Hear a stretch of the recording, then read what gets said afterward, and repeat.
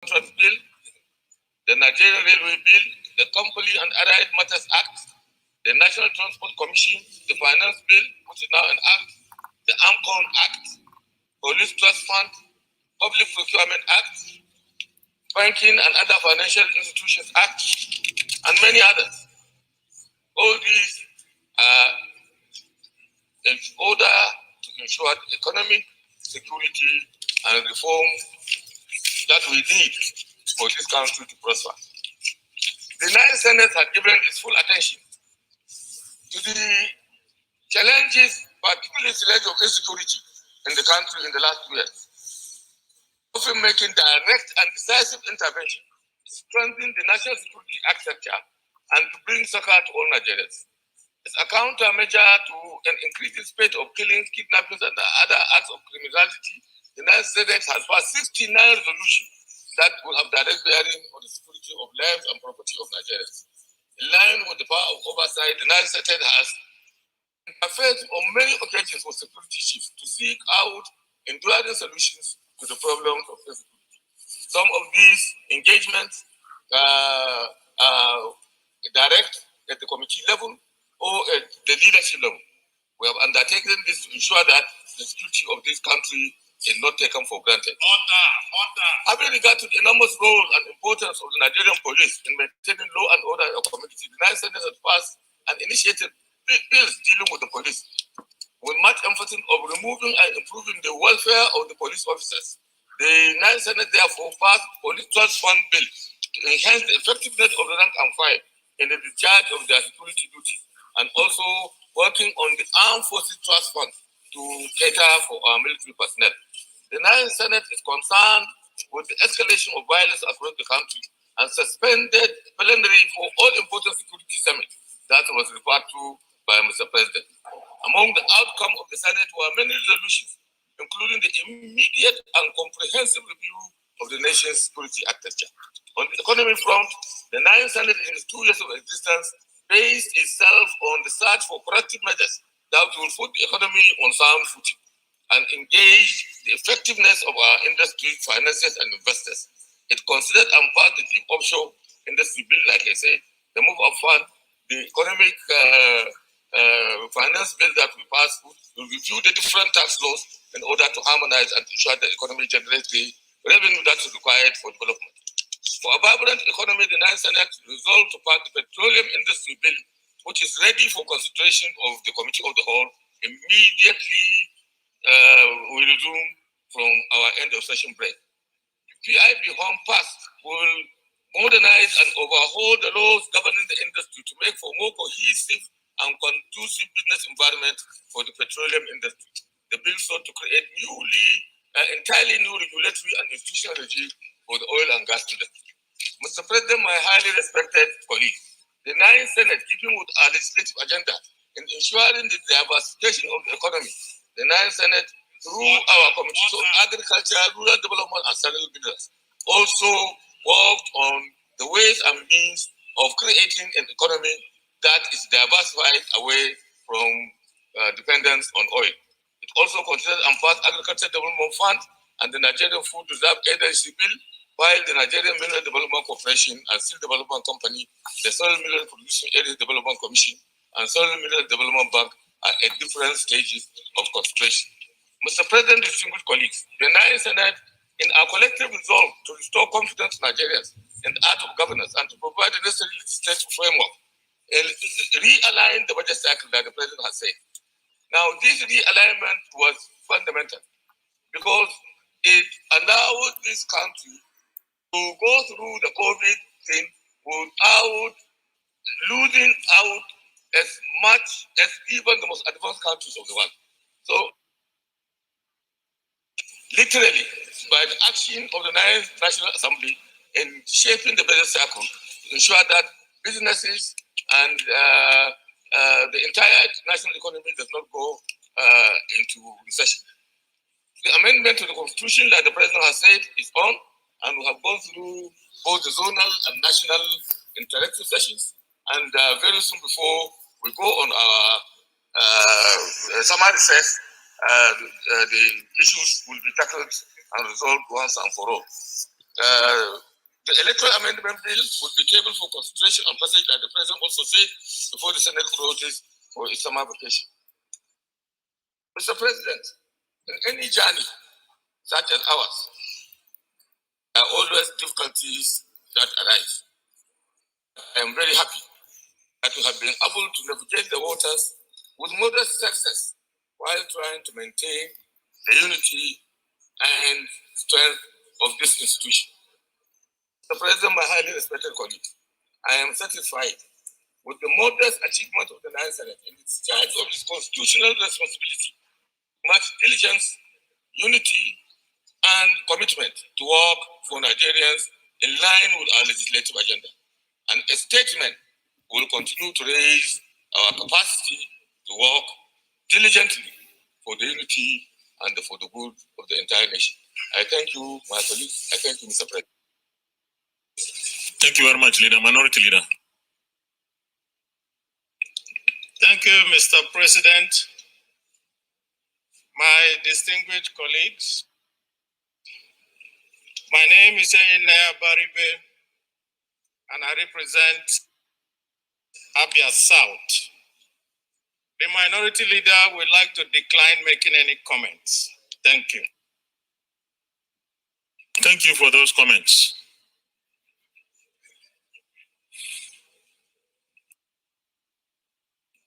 The DSP, do you want to say something? Okay. The chief whip, the deputy leader.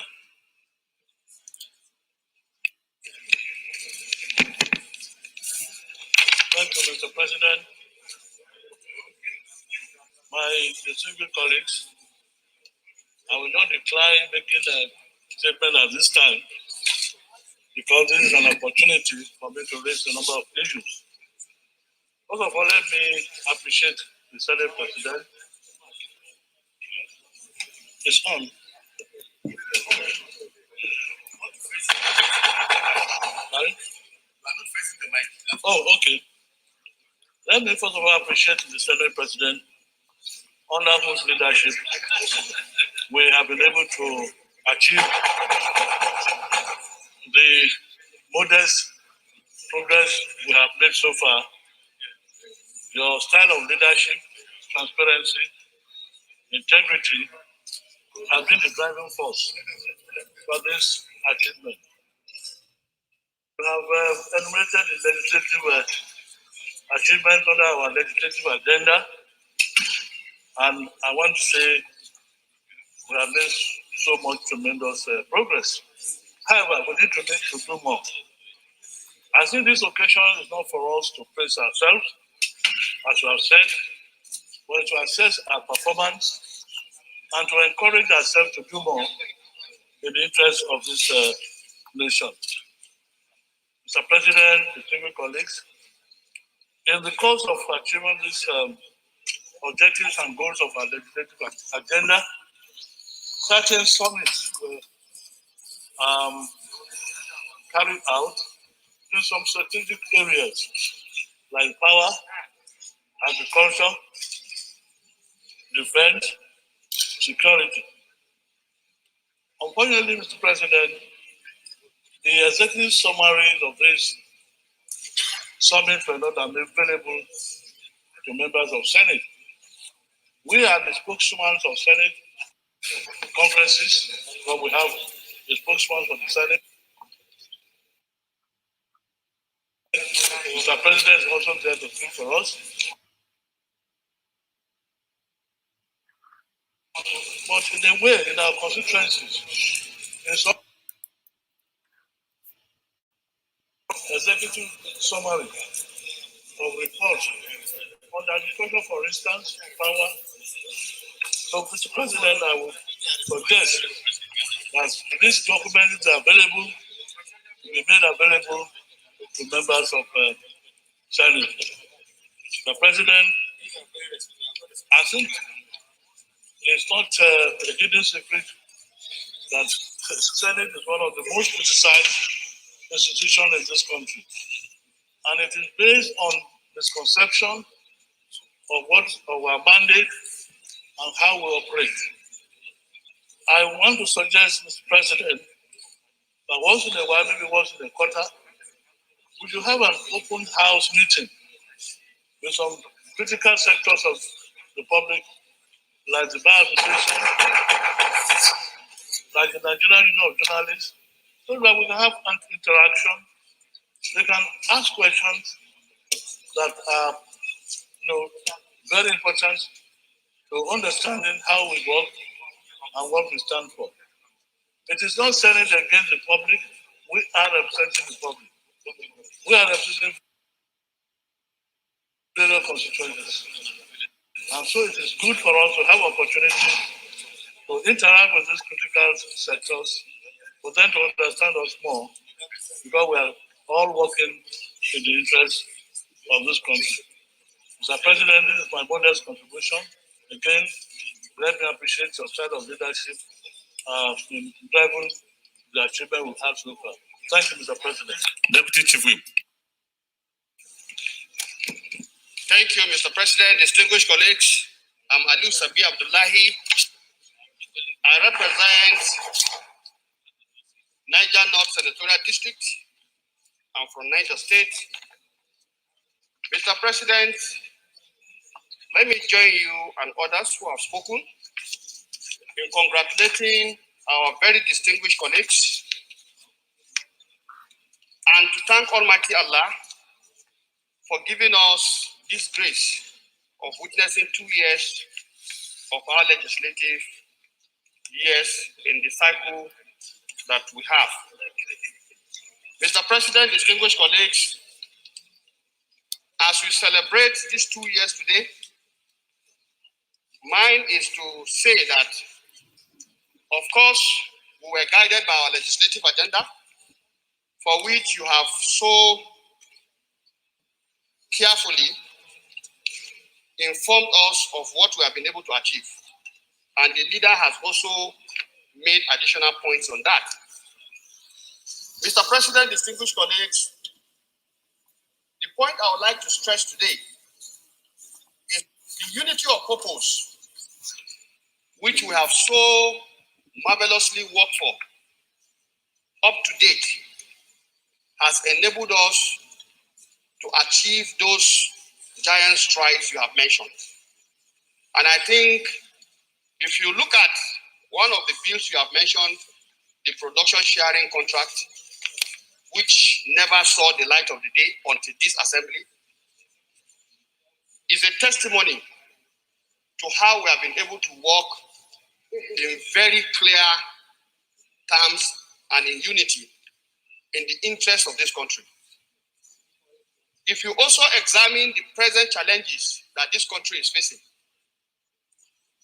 it requires that all of us must act in unison if this country is to be salvaged from the challenges that it is presently facing. And that is what is significant. There is no system that is ever perfect, but when a system, as imperfect as it may be, has stability, then it will be able to walk through and solve the challenges that beset that system. And I think as members of this distinguished Halo Chamber, that is the national duty upon us. That is the constitutional mandate upon us. And I would like to urge and appeal once again that we need to really work together and find common grounds and solutions to the problems that beset this country. There is no doubt the aspect of security, which is clearly linked to the economy, is a key challenge. We have been deliberating almost every day when we come in here. We have been discussing, and I think we will never get tired of discussing, because that's exactly why we are brought by the mandate we have of our people to be in this chamber. Mr. President, my distinguished colleagues, let us not take this opportunity for granted, because one day we'll be by the side and we'll have cause to reflect back and see what we have contributed. And I think The remainder of the 2 years we have, by the grace of God, should serve as another opportunity for us to walk through areas we have not been able to achieve. And I know we have quite a lot ahead of us. The PIB is there, it's one litmus test. The Electoral Act amendment, the constitutional amendment, which we hope will be able to address the very fundamental issues. And in doing so, Mr. President, distinguished colleagues, let me remind us that there is no group in this country today that has the legality, constitutionality, and mandate to address these issues than those of us seated in this hollow chamber. And I think we have to take this very seriously so that at the end of the day, when duty calls upon us to look at these issues, we should look at them and dissect them as statements, believing and trusting that doing so is for the collective interest and mutual benefit of all of us Nigerians. I believe very strongly that is the terms we should be working with. With these few comments, I once again want to say congratulations to all of us as we look forward to 2 more years of very strong, positive legislative action. Thank you. So submit. Thank you, distinguished colleagues. We have to time ourselves. Is it okay we allocate 3 minutes per intervention? Is 3 minutes okay? It's too much. How many minutes? 2 minutes. Okay, the average is 3 minutes. Chief Whip, please, you keep to the time. Distinguished Senator Mohamed Adamalero.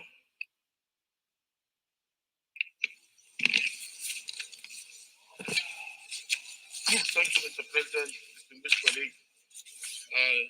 Remain Mohamed Adamalero, representing Jamie Central. Mr. President, I have the singular honor and privilege of designing the agenda for the 9th Senate. And since inception, we have religiously followed that agenda. I have been following the proceedings of the Senate, the bills we passed, the debates that we normally have, and it's all geared towards achieving the agenda we designed for the 9th Senate.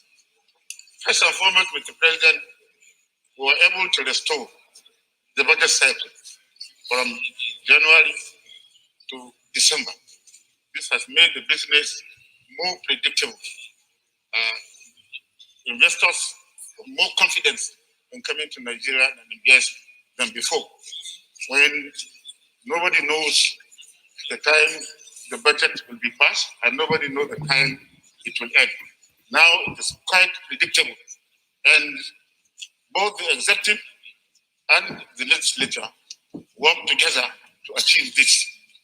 So I will say congratulations to the National Assembly and congratulations to also the executive arm of government. Mr. President, having said this, let me also comment on the constitutional amendment. We started on a very clean slate by inaugurating the committee comprising members from different geopolitical zones. And in doing so, we were also able to have several meetings. We discussed topical issues in the country during that meeting. We listed electoral reforms, local government autonomy, independence of the judiciary, office of the Accountant General of the Federation, office of the Minister of Justice and Attorney General of the Federation, and so forth. And we were also able to have subcommittees for each geopolitical zones. 2 committees for each geopolitical zone to discuss the constitutional amendment. A lot of submissions were made, a lot of presentations were made at the various subcommittees. And in addition to that, we came to here in Abuja and we had public hearing on the constitutional amendment, and it was a summation of what happened at the zonal levels. And I would say that if we go through that very well, Mr. President will be able to resolve so many challenges that are currently bedeviling this country. Mr. President, we have not reached where we want to reach. Distinguished colleagues, please, we shouldn't stand on the aisle.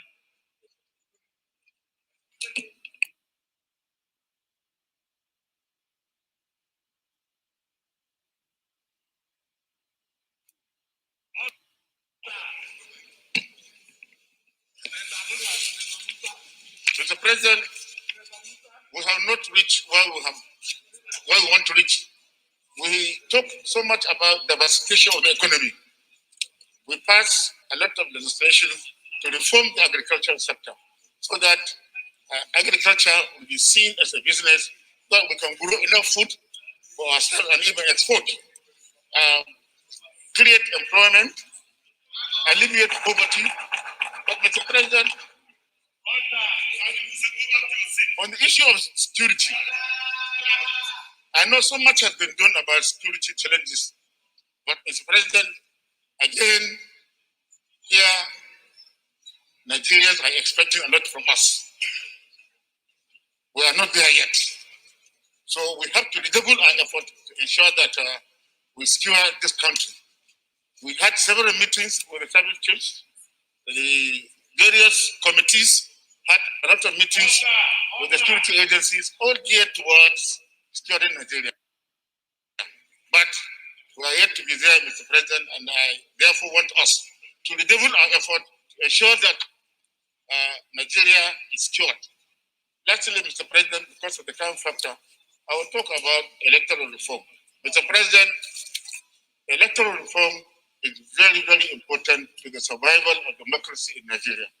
We have to do all we can to ensure that we pass the Electoral Act so that elections will be credible, acceptable, and will be free and fair. If we don't do that, Mr. President, the Ninth Assembly will be failing its responsibility. And I'm happy when you mentioned that before the end of June, we'll be able to pass the Electoral Act. The PLENARY, we have debated on it. It is now at the committee stage. We hope that before we go on the summer break, we will be able to also pass the petroleum industry bill, which is also critical to the survival of our economy. And with these few comments, I rest my case. Chief Whip, 3 minutes. Distinguished Senator Ibrahim Olorobi. Thank you, Mr. President, distinguished colleagues. My name is Ibrahim Yaya Oloriegbe. I represent Kwara Central Secretariat District. Mr. President, distinguished colleagues, let me join the previous speaker to congratulate all of us, particularly our leadership, for today.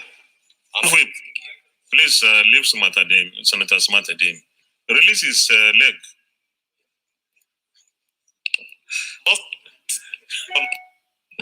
For making us to witness today. Mr. President, my focus of intervention in this debate will be just like you stated in your opening speech, in your remark, to review what we have been able to do as legislator in the last 2 years as far as the health sector is concerned. This becomes important and necessary because 15 months out of these 24 months has been a change world for everybody in this planet where we are. With the pandemic that started just barely 7 months when we came into office. It was reported in January, and in Nigeria for the first time on February 28, we had a case. This has been a defining moment for all of us, and particularly for us as legislators. For Mr. President, I'm pleased to say that we have done quite well as a country, and as legislators, we have contributed to what we have achieved. And as they said, statistics don't lie.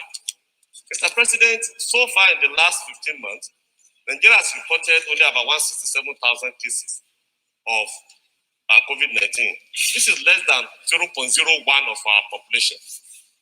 If you compare our country size, we compare our level of health infrastructures, and so on, we have been able to do well to contain and maintain this.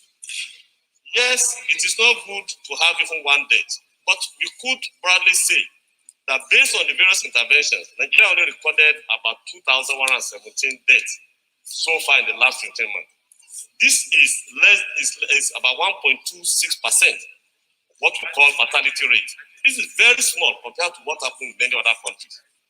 So also other statistics. Mr. President, but what is our intervention? We have used our functions as legislator of legislation, oversight, and representation to effectively provide necessary intervention to our country.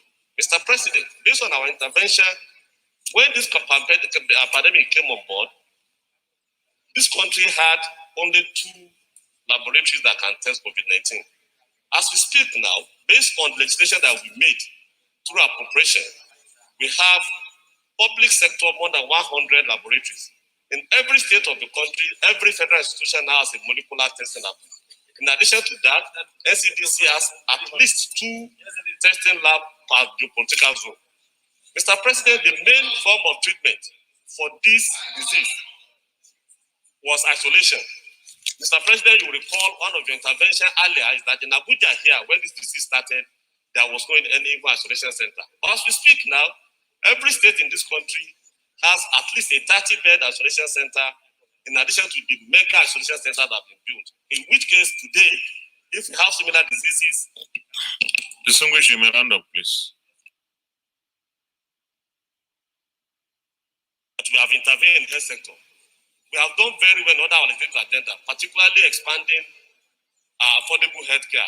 This Senate passed the National Health Insurance Agency Act. This Senate was able to move basic healthcare provision fund to statutory allocation. And I want to summarize and say that it's not yet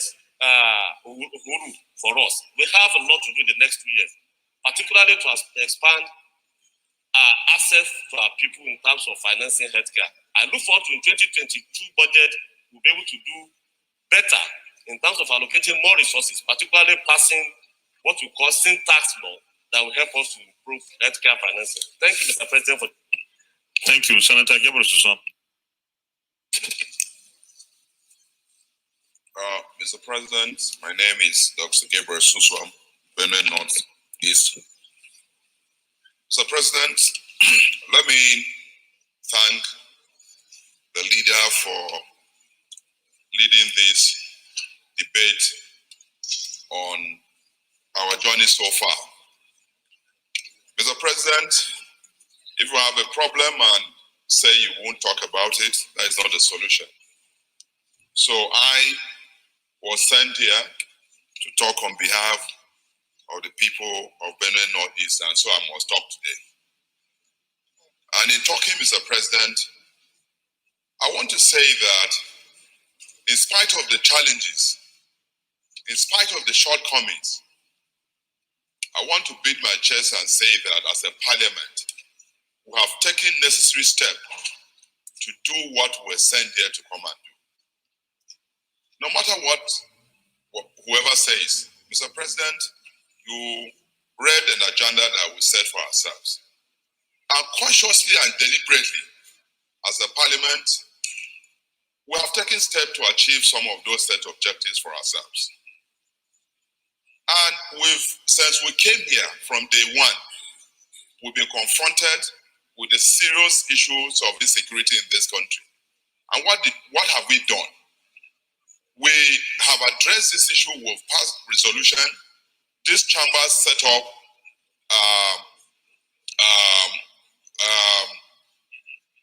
we set up a committee headed by the leader of the Senate, and far-reaching resolutions were passed by these chambers that were sent to the executive. The fact that those actions were not taken, or rather the resolution were not implemented, is not our fault. We find ourselves in a situation where we are doing what is right for the country and for Nigerians, and the executives are refusing to implement it, and we must talk about it, Mr. President. That is not to say that we've not performed. We have. Like you said, I've been in the House of Representatives before for a very long period of time. the issue of budget cycle from January to December was looking like a mirage. But when we came here and promised Nigerians that we're going to do that, we've been doing it for the past 2 years. That is no mean achievement. And so we as a parliament, we as a Senate, we have tried to address the fierce hopes and aspirations of Nigeria on this floor. Unfortunately, Mr. President, the executive have rather been intransigent in implementing what we pass here. And so we can't say that is our fault. We have tried. A journey of 4 years, we've done 2 years, with the bills that you mentioned here, and those that have been passed, and those that are waiting passage. And with the promise, I want to join Senator Adamu Alero, that the Electoral Act, Mr. President, that Electoral Act is a concern of each and every Nigerian to create transparency on our electoral system. And Mr. President, when you promise, we believe that as our leader, you always fulfill that promise. Please, Mr. President, let that Electoral Act be passed with the election, with the clause that deals with transmission, electronic transmission. The rumor has been that there's a deliberate attempt to remove that clause out of that Electoral Act and the card reader. Mr. President, if we pass that Electoral Act transparently with the electronic transmission and card reader, Mr. President, all Nigerians will clap for us. And I believe that you always stand for transparency and you will not allow those clauses to be removed from that Electoral Act. Mr. President, we've done well. And I want to congratulate ourselves. The Igbo people say that Gama Rizat, that jumped from the Iroko tree. If there's no person to praise him, he knows his head. Mr. President, let us know our head. We've done well. May God bless us. Thank you very much. Distinguished Senator Chukwuka Utazi, Enugu North. Thank you, Mr. President. I want to join the rest of our colleagues here to congratulate you on the leadership of the 9th Senate for living up to expectations, working very hard to make sure that things work well for the country and in the job you are elected to do here. It is not easy sitting on that seat and administering the issues that come on daily basis before you here. So I congratulate you on the leadership. And having said that, Mr. President, I want to say that in these last 2 years, the executive legislative relationship has been a good one. We have had one retreat with the executive. We never had it before, but we had this period. We usually know that once in a while we sit with Mr. President in the Aso Rock and discuss with him for a dinner. But since 2 years, we never had any dinner with Mr. President. But we are still cooperating. Mr. President, I also want to say that unemployment has been an issue here. We have been discussing about this unemployment. And I remember that I brought a bill, a motion, after the election of 2019, where I discussed the issue of bridging the gap between the haves and the have-nots, nipping in the bud the seed of looming violent revolution. I brought it at this floor as an agenda-setting motion for this 9th Assembly and government that was newly elected. We have made efforts, Mr. President, to see how we can do that, but enough has not been done. I hope that in the remaining 2 years, we do something more. I also brought a motion here in this 9th Assembly on power needs of this country, that if you want private sector to take leadership in driving the economy, that they have to do something. That motion, we addressed it very well and set the process in motion with Senator Suswan leading in his committee. We have not done well with that as far as I'm concerned because the problems are still lingering. But 2 years is still enough for us to handle that. Insecurity has been staring on us on the face and causing a lot of problems here. We have had more motions on insecurity here than we have had on any other thing. Is a pointer that something is wrong, and we'll have to look at it. We want Mr. President to be more forthcoming in terms of speaking against the headers and farmers clashes in this country. We want Mr. President to be open to talk to us. We want him to speak to the issue. We want him that those of us that are bothered so much about the activities with the farmers and the clashes there, want our president to condemn in its entirety of the activities of the headers that are making life unbearable for us in the southeast, especially in Enugu. So we want him to talk about that. And we want to also say that that the activities have reached a dimension that they should be declared terrorists. That's what they are. Anybody carrying AK-47 and threatening the life of others is a terrorist and should not be allowed. That we should do that. It's very, very important. We also have been confronted with the agitations of people who are from all parts of the divide. It's a pointer that something is wrong. If we are having agitations, it's a pointer, and it is our duty as parliamentarians to point the way forward so that things will be done. If we do that, Mr. President, it's going to be well with all of us here. I also want to talk about the constitutional review. It's very, very important that we are taking it, Mr. President. We are taking this constitutional review. The Southeast Geopolitical Zone needs one state, and it has been done. The CONFAB agreed on one at other states. We want that this constitutional review, that we look at it properly and use this opportunity to bring the Southeast at par with the rest of the geopolitical zones. It's very, very important that can make down the tension in the Southeast and make sure that things work for our people very well. So it's very, very important. The other issue is the structuring. If we please round up, because this is supposed to be 3 minutes. Yes. Mr. President, I'll talk about restructuring. We have to look at it. ABC came up with their report on that.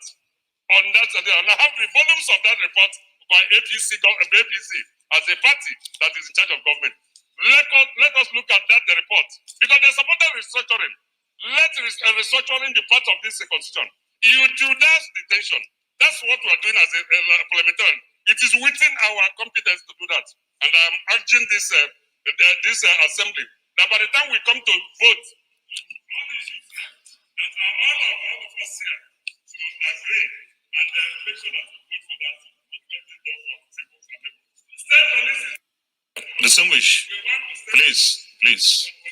We have our colleagues waiting. Please, let's be fair to each other. Okay.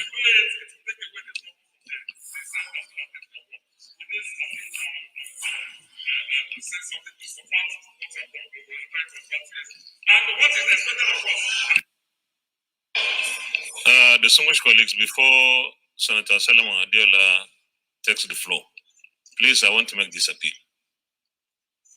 We are supposed to be fair to each other. If we say 3 minutes, we have over 30 senators who want to speak.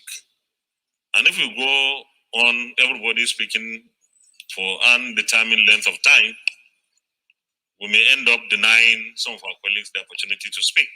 So please, I urge all of us to speak within the limits. Senator Solomon Adiola Olamileko.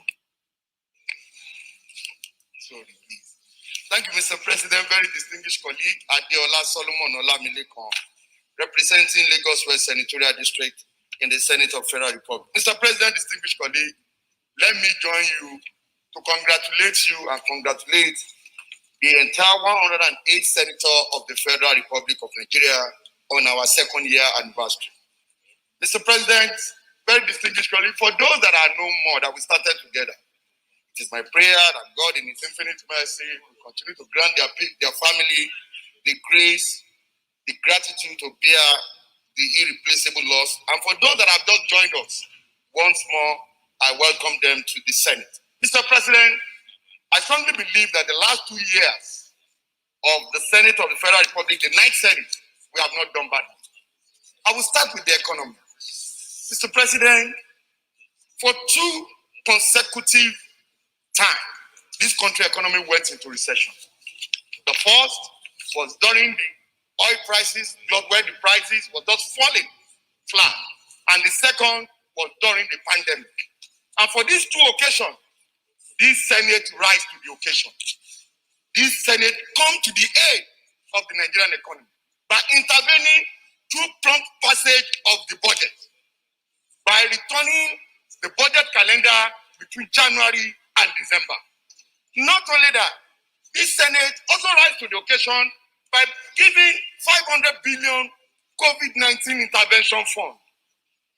All of this is to aid to boost the economy, to take the economy out of recession. And as we speak today, Nigerian economy is out of recession. Mr. President, on the issue of the budget cycle, many of my colleagues, your speech, the Senate leader has spoken about it. But the uniqueness about this particular process is ability that we have succeeded in regulating the Nigerian economy. Time in the past, where we have budget to be passed 6 months into the previous year. But by that singular action of returning the budget calendar from January to December, we have succeeded in repositioning the economy of this country. And it's very unique. Mr. President, on the issue of the security, yes, it is a challenging time for us as a nation. There is security challenges everywhere. But this Senate has taken a bold step in that direction by organizing a security summit and coming out with a position paper, which we believe that at any point in time, when the executive are ready to look into this report, solutions to the security challenges of this country are contained in that report, and it will be of great usefulness to the Nigerian government.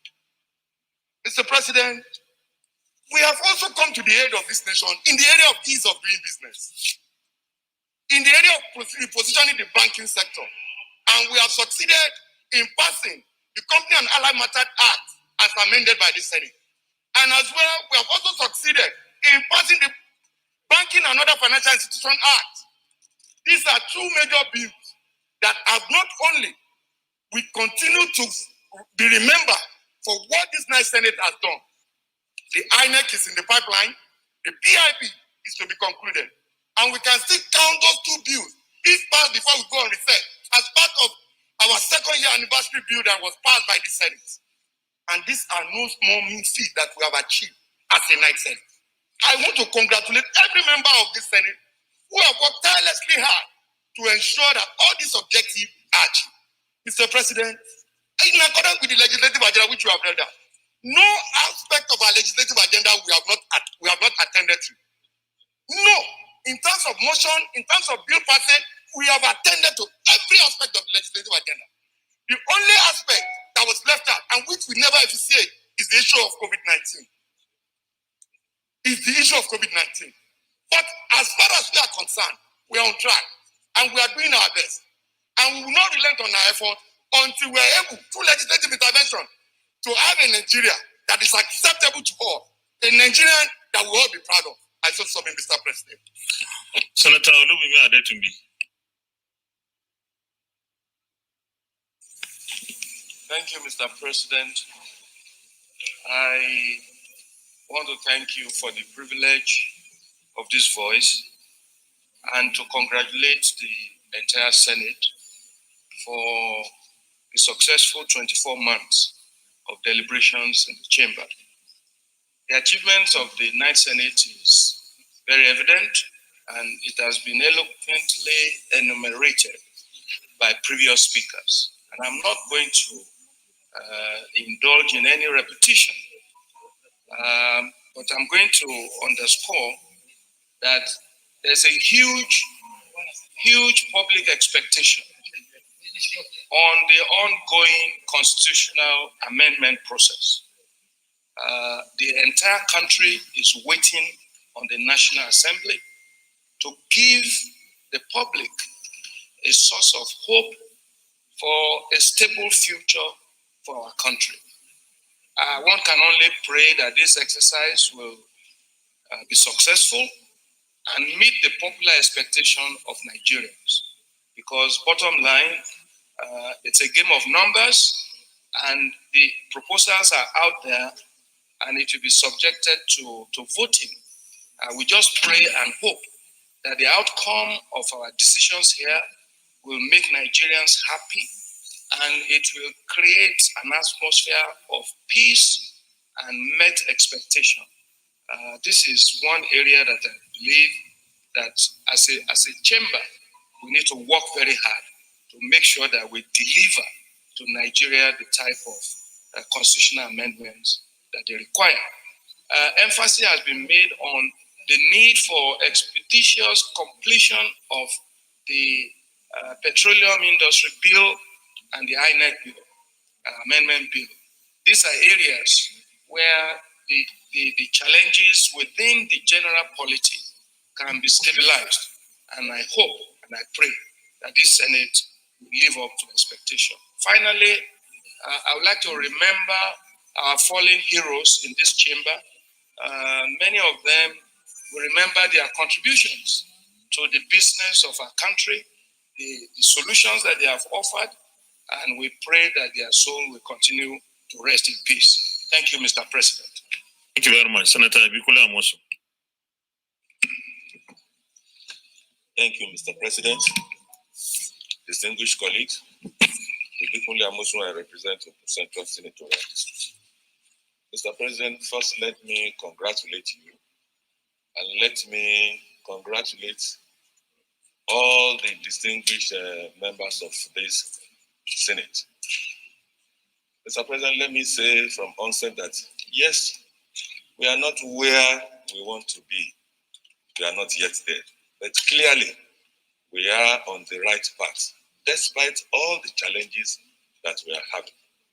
Mr. President, without sounding repetitive, I will just highlight some of the achievements that we've made here, which several of our colleagues that spoke before me have highlighted. First, which is very important, it is the restoration of this, our budget cycle. People will want to just gloss over it and say, oh, yes, what about it? But truly, it is something that we should. At any time that they are discussing about this ninth Senate, we should say, yes, we'll restore sanity back into our budget cycle. Mr. President, the foundation for what I call a good Nigeria, a better Nigeria, we are laying it every day with our collaboration with the executive arm of government. Mr. President, I will mention about 4 or 5 of those critical things that we have done, or we are about to conclude. Of course, everybody has talked about the Electoral Act. Of course, that is the foundation, really, because without having what I call a very transparent, democratic election, we will not get it right. And I'm happy that this Senate is working day and night to make sure that we pass this Electoral Act before even we go on this, our holidays. Another area where I want to commend us is this area of constitutional amendment. And Mr. President, I was here in 2003 to 2007, which we run around like this, and eventually the thing was thrown away. But this time around, with what we are doing, and with the active involvement of you and other leaders of this Senate, I think Nigeria will be happy with the outcome of the constitutional review that we have promised. And you said it again this morning, that we'll do all within our power to make sure that before we go on this, our vacation, it will be done. Mr. President, needless for me to stress that PIB, you've said it, PIB was like something that would never happen. And somehow we are almost there. And I happen to be one of those that work around with all our other colleagues to get it right. Mr. President, we should not forget that PSN, people will just say, oh, what is that? But today, it is helping our economy. It is helping us as a nation. Because those money that nobody cared about, everybody is now seeing the benefits of what we have done. Mr. President, I want to talk about our efforts in diversifying this, our economy. I want to talk about our efforts in laying the foundation for good infrastructure. Because without infrastructure, without the diversification of our economy, we will not get it right as a nation. We are supporting the executive with the necessary legislative backing, and that is what they are achieving, what they are achieving now.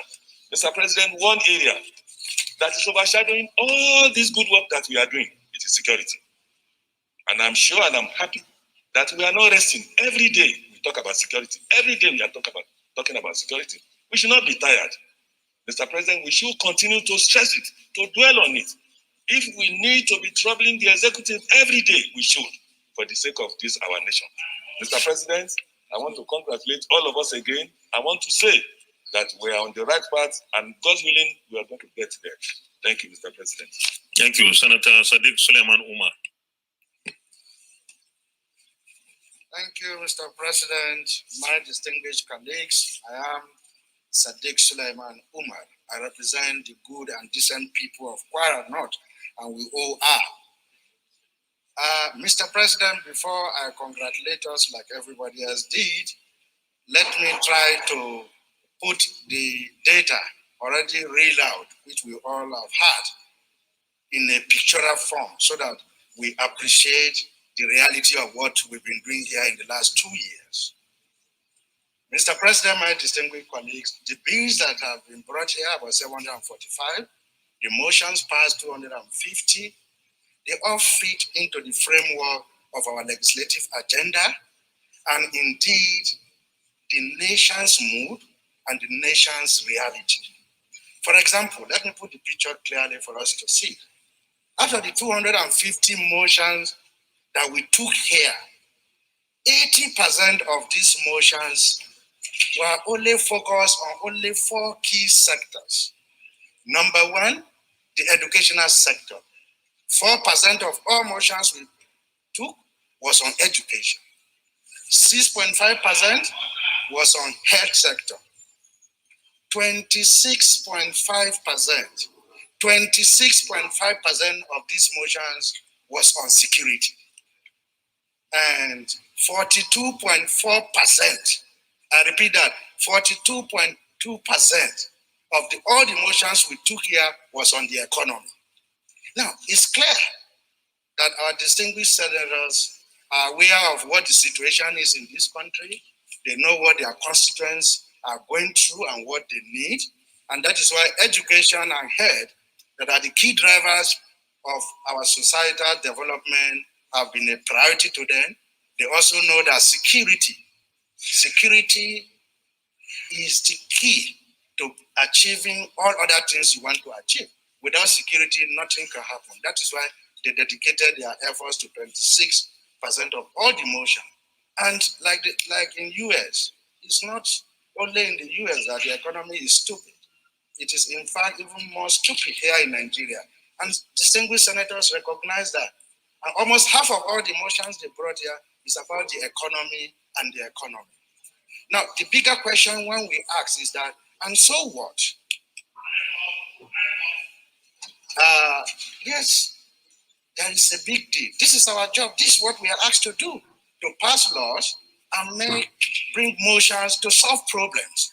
We did that. So congratulations, our distinguished senators, for a very good job so far. And lastly, Mr. President, we have confirmed about 60 requests from the executive. And I know this is controversial. Some people will say, oh, we just passed. Anyway, I'm aware that this Senate, part of our legislative agenda is that we are going to have a Senate that works for all Nigerians. To have that Senate means we must ensure systems are working, are functioning, personnel are there to move things forward. And therefore, we do not joke with any confirmation that we need to do so that systems will work in this country. Thank you very much, Mr. President, for the opportunity. Thank you, Senator Rocha Sokorocha.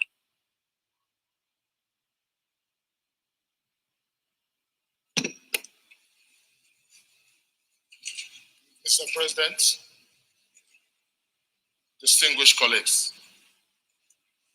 Mr. President, I would like to go a bit spiritual this morning, this afternoon, to thank God Almighty that despite our challenges and the situation we find ourselves, we are still sitting here as a united Nigeria. To God be the glory. Mr. President, I say so because it's only a miracle of God that we are still seated here as senators. Every factor, every criteria that would have led to anger, dispersion, and would have divided us has not succeeded. So I thank God Almighty. But as we catalog our achievements and enumerate the great achievement of the Ninth Senate, which I share and congratulate you and congratulate my dear colleagues, I'd like to say, Mr. President, that we do not forget that we're here because of the people, and we're elected by the people to serve the people, and we're here at their mercy. So the right people or the right person that will have judged our performance should have been the people. I say so because political power, whether legislature or executive, is but a trust that can only be justified when used for the benefit of the common man. The question before us this afternoon is that the people who have made these laws for, how happy are they? What are their emotions? I think, Mr. President, that a day like this should have been set aside in addition to discussing the state of the nation, but to assuage and give confidence to the people that have elected us. That though we're passing through this difficult moment of our nation, there's still hope for the light at the dark end of the tunnel. That we assure them that Nigeria must be better, despite all the challenges we have. This is because today, if you ask a common man, how do you feel about our Senate? He will ask us, what do you think that is happening with my stomach? And what do you think that is happening with my happiness and sense of justice? I've repeatedly said that this Senate must rise and support the executive to address the issue of poverty and injustice in this nation. In Imo, there's a cry for injustice. In Barrow, there's a cry for injustice. In Sokoto, there's a cry for injustice. And we must also, as a Senate, after 2 years, to do all we can to stop this ethnic profiling of our people, where we believe, where we're not able to separate criminals from where they come from. Today, in the recent killings in Imo State and in the Southeast, Nigerians will be quick to profile Igbos as killers, just like Fulanis are profiled as herdsmen and killers. We must do everything we can do as a Senate for the unity of this country to stop ethnic profiling, so we can separate criminals from where they come from. With this, Mr. President, I want to say that we assuage the people of Nigeria and give them hope, and to thank all of us here that we are still united as a people despite our failings, and we still believe in the unity of this country. Thank you, Mr. President. Thank you very much. Distinguished Senator Ezinwa Onyewuchi. Distinguished Senator Nicholas Tofomo.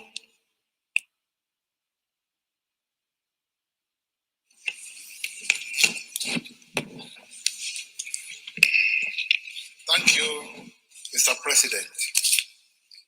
I'm very delighted that you have called me. And first of all, let me thank you for supporting me when I had an accident in 2019. I got here within 3 months. I had a terrible accident, and it was a disaster. I'm just lucky that I'm still alive. And you came to visit me at the hospital in Ondo State. You came with most of our colleagues. And when you saw me, I was looking into your eyes. Your body chemistry changed. And I give God the glory that I'm still alive today. And I want to thank most of my colleagues here. They supported me with money, and your money was very, very substantial. I cannot announce it here, but it went a long way. It was a very, very bad accident. And let me seize this opportunity to thank my people from Ondo South, the stood by me. They thought I wouldn't be able to come back, but I fought back, and I thank God that I'm doing well now. My concern here is very clear. Since I've been here, I've been talking about Nigerian police. If you travel out of Nigeria, you go to Britain, you go to America, and you come back home, you start asking yourself that, do we really have police in this country? It's very embarrassing. Our Nigerian police setup is very terrible. We've made a lot of recommendations here. We've written to the executive, but they've not done enough. My suggestion is that we have 2 more years to spend here. Let us go further beyond writing letters to the executive. Let us set up senatorial development impact. We have 33 senators from each state. Let's go back home and do something. For instance, in Lagos State, during the crisis, I think it's the FSARS crisis, they burned 26 police stations. Up till now, none of these police stations has been rectified. So please, let us inform our police before we leave office. Thank you. Thank you very much. Senator Adi Young. Thank you, Mr. President. Distinguished colleagues, I remain Senator Adi Young, representing the blessed people of Plateau North. Mr. President, indeed, we, the 109 senators, are among the most privileged and opportune Nigerians that have been elected to undertake the critical role of lawmaking for this country. And as we mark 2 years in the 9th Assembly, it is an opportunity to remind ourselves of the constitutional mandate of the legislature, which in section 4.2 of the Constitution says that the National Assembly shall have power to make laws for the peace, order, and good government of the Federation. Mr. President, distinguished colleagues, this 3-point mandate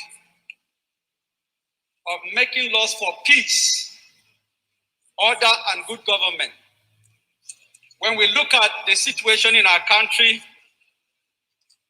our peace has been challenged by the spate of insecurity that we have been facing, which has dominated most of our discourse and resolutions here in this Senate. And as we are speaking up to date, we are still losing many lives of our citizens, communities being displaced, and of course, the spate of criminality is still with us. We therefore have this challenge, Mr. President, that as we continue into the next phase and the second half of our tenure, that we will need to devote more time and concentrate to ensure that the mandate of government, which is the security and well-being of the citizens, becomes a reality in our nation. Our colleagues have lamented that we, the legislature, the Senate, and the House of Reps, we have done our bit, but the executive arm of government needs to cooperate to ensure that our resolutions are given effect. The second bit, Mr. President,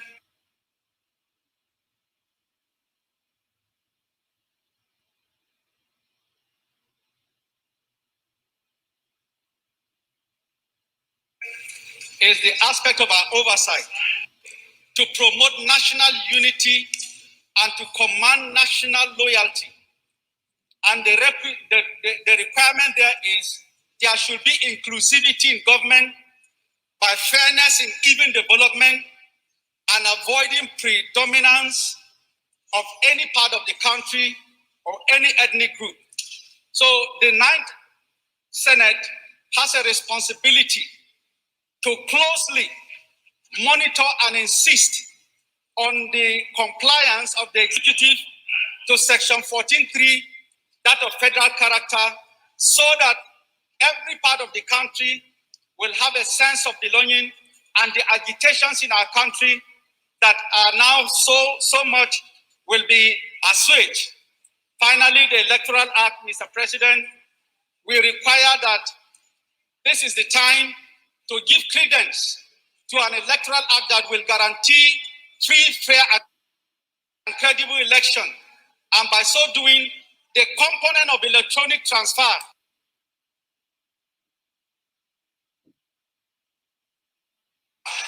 and giving evidential value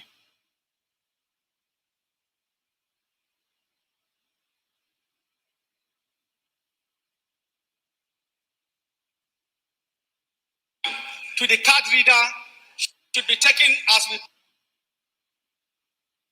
pass the Electoral Act. Thank you, Mr. President.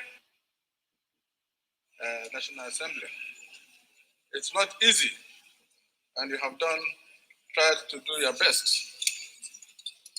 Mr. President, apart from the budget year, which we succeeded in changing to January, from January to December, the role of the Senate, even during the COVID period, is also something commendable, because without the assistance of the Senate, the executive, maybe the situation could have been worse. On security issue, I want to say to you that you also try to align the Senate with the wishes of the people, especially at this point. Everybody was talking about changing the service chiefs or the service chiefs. It appears the executive were dragging their legs, but you came out strongly to align with the masses.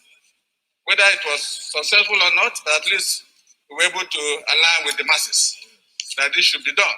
That's another area I think I'm impressed that we have done very well.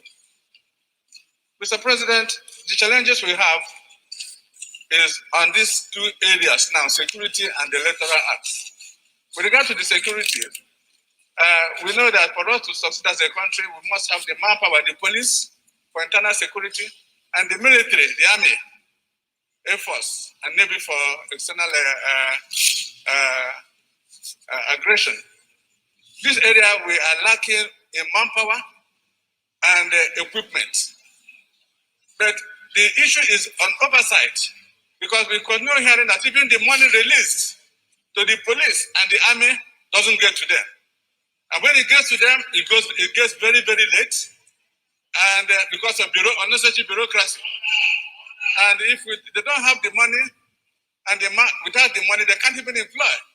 From 2018, 19, and 20, there have not been employment in the police because of lack of funds. And this money has been approved, but the issue of releasing it has not been effected. So if you're talking about helping the police with regard to security and the army, we must make sure that we do the needful to make sure that money so appropriated to them is released to them on time. Another area, Mr. President, is this Electoral Act. At the bottom of all our crisis, politically, is the issue of we political class getting the wrong people, because the vote does not count again. The moment our vote counts, and the people who elect their leaders, the issue of political class and governance will be reduced. So I would suggest that I will support Mr. President that our Electoral Act is given due attention.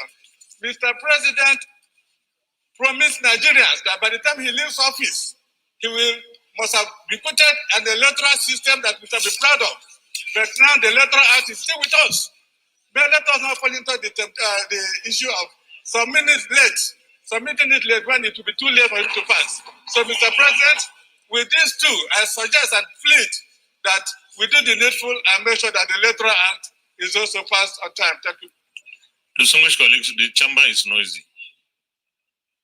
Please, let's listen to our colleagues in silence.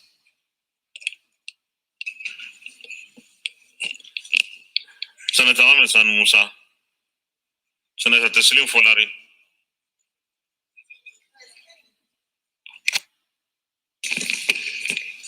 Thank you, Mr. President. My distinguished colleagues, my name remains Teslim Folari, Oyo Central. Mr. President, let me start by congratulating the Senate for this 2 years anniversary and commend you for the sort of leadership you have provided for this Senate and indeed the National Assembly. Mr. President, let me speak on one or 2 points where I think this government has done well. I think they've done well in the area of the management of COVID pandemic. If we compare the mortality rates in Nigeria and other countries, I think we've done well. Budget performance, Mr. President, that a lot has been said about that. And I think without any shadow of doubt, this Senate under your leadership must take a lot of credit for that. I also want to commend this government on the issue of continuity of some major projects like the railway, the Niger Delta Bridge, the Lagos-Ibadan Express, and establishment of more universities to meet the demand of the time. But Mr. President, in terms of areas where I think more can be done, there's a need for us to, we keep talking about creating an enabling environment where the private sector can thrive. 2 issues come to mind, Mr. President. The issue of security of lives.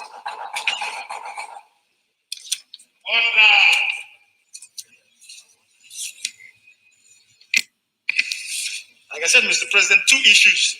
Issue of insecurity. A lot has been said about insecurity.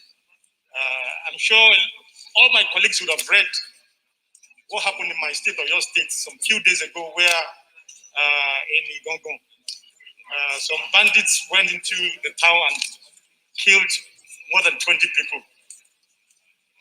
In a situation like that, Mr. President, there's no way business will thrive. The other issue I want to talk about is the issue of power, Mr. President. Let me be specific, Mambila. I was shocked, Mr. President, to see that there was no budgetary provision in this current budget for Mambila. And then we keep talking about power. How can business thrive if there's no adequate power? So, Mr. President, I'm sure this Senate has to do more on that. And lastly, Mr. President, so as to give us time to speak, the Constitution Amendment, we talked about the electoral reforms. Of course, that is what underpins democracy. Very important. And in the public hearing in Lagos and across the country, the issue of restructuring came up very, very strongly. And I think at the appropriate time, we need to look at that to make sure that we deliver the goods. Thank you, Mr. President. Thank you very much. Senator Kabir Barkia. Senator Degi Bio Barakuma. Thank you, Mr. President. My name is Senator Degi Iremian. I represent Bayelsa East Senatorial District, including the famous people of Oloibri, where oil and gas was first discovered in Nigeria. Mr. President, very distinguished colleagues, it is a privilege to make my brief contributions to this debate. For avoidance of repetition, I will restrict myself to joining other colleagues that have spoken to congratulate Mr. President, the leadership of the Senate, and all distinguished colleagues for a job well done. I think all of us are on the same page in this opinion. Mr. President, I was a member of a committee that prepared the legislative agenda for the 9th Senate. And I recall that part of the components of that agenda was our desire to foster harmonious, cordial working relationship with the executive arm of government. Mr. President, we are all on the same page to assess ourselves that yes, we have done very well in this regard. And that is very, very important, Mr. President. So I commend you for that. But we have been able to do so because of your leadership style, your disposition of all-inclusiveness, the ability to carry everybody along is responsible for this achievement. To me, the aisle that divides the majority and minority is not in existence. We are all one as senators of the Federal Republic of Nigeria. The warmth of love, brotherhood, and friendship is very strong. And I want to commend you for that feat. Mr. President, let me quickly, because, in my place, in the local parlance, when two dogs are fighting, and then one falls and the other one falls, they call it a dog play. Mr. President, you have done very well by leading us to demonstrate sufficient cooperation and understanding with the executive arm of government.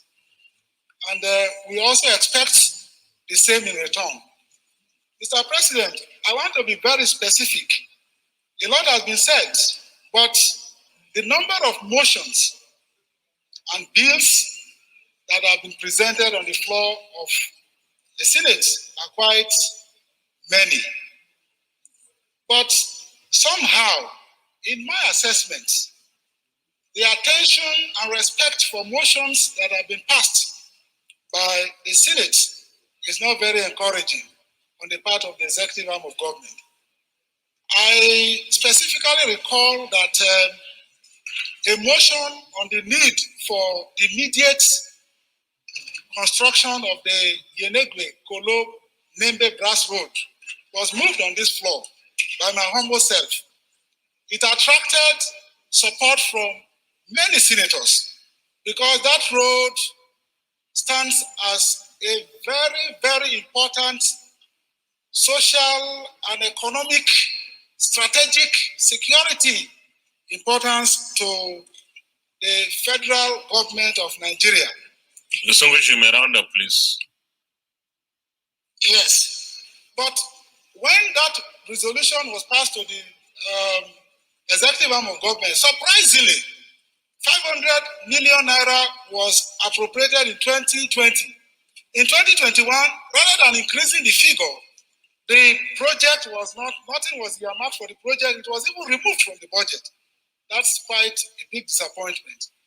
And I hope that with your disposition, you have the capacity to continue to engage the executive arm of government to improve in this direction so that we can achieve more. Thank you, Mr. President. Thank you very much. Distinguished Senator Nora Ladi Dadut. Thank you, Mr. President. I am Senator Nora Ladi Dadut, representing Plateau South. Mr. President, distinguished members, I just want to congratulate all of you for what you have put in, as already related by several speakers. Well, some of us joined this journey just 6 months ago, and I was also outside the Senate for 1.5 years, watching, criticizing, and perhaps appreciating what was happening. Now I am in and have seen that the meetings, the sessions have been well guided. And I want to actually commend and appreciate the leadership of this Senate. And also, I know that the Senate has done well in terms of passage of bills, which has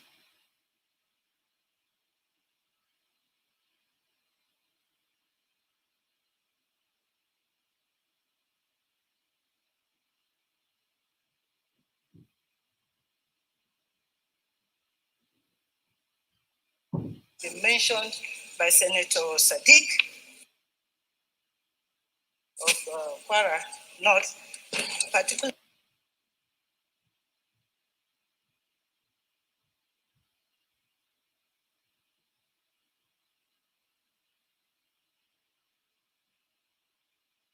feel we should do more.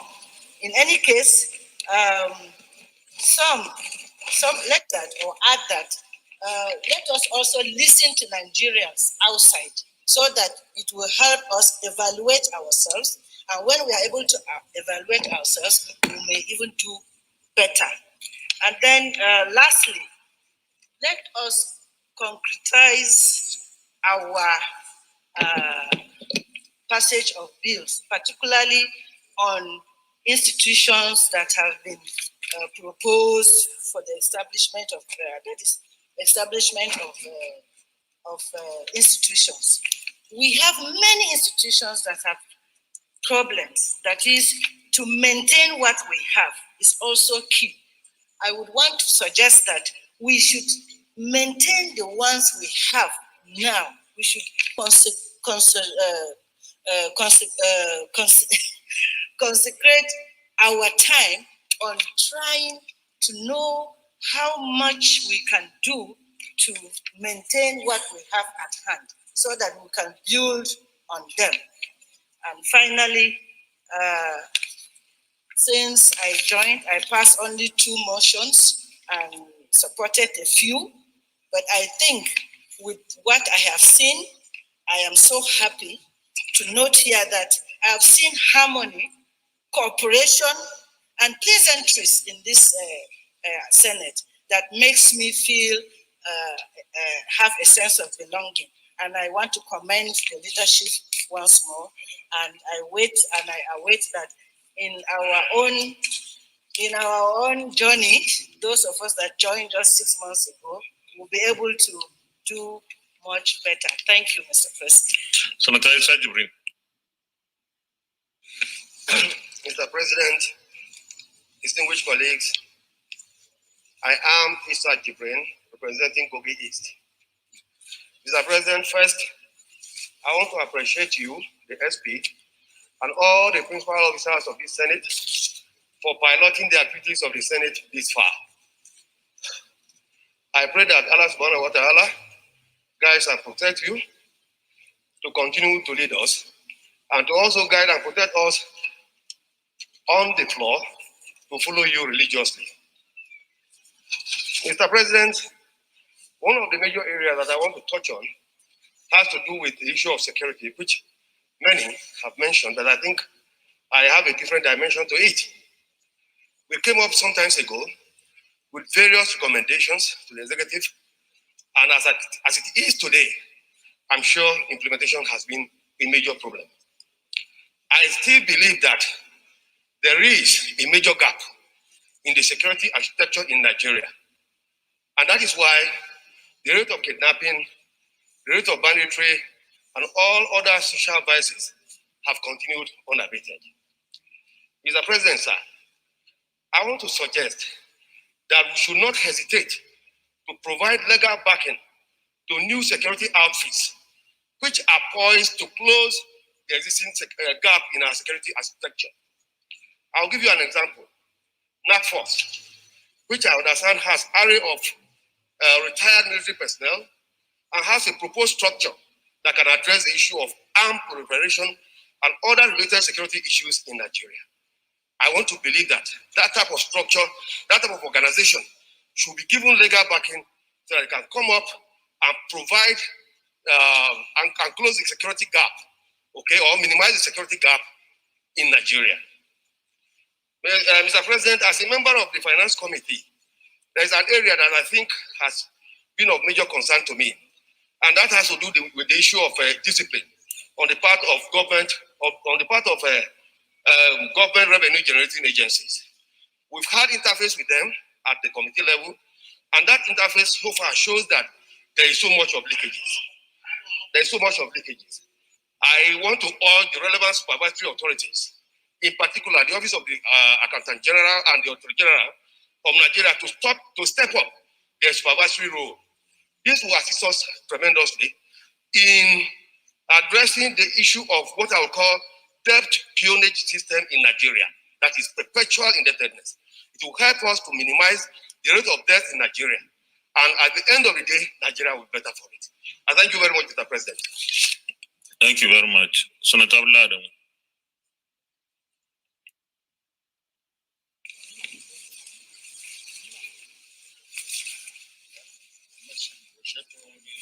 Your Excellency, President, very, very distinguished principal officers of this chamber, my very dear colleagues, it is my privilege to stand and make my own very, very humble contributions towards the discussion we are having in celebration of our first term of this session. Mr. President, I came in a little late today. I therefore did not have the opportunity to listen to my very dear colleagues' contributions that were made before my coming in. But having shared the spirit of the 9th Senate this far, I want to say without any equivocations whatsoever that it is a very calculated big kudos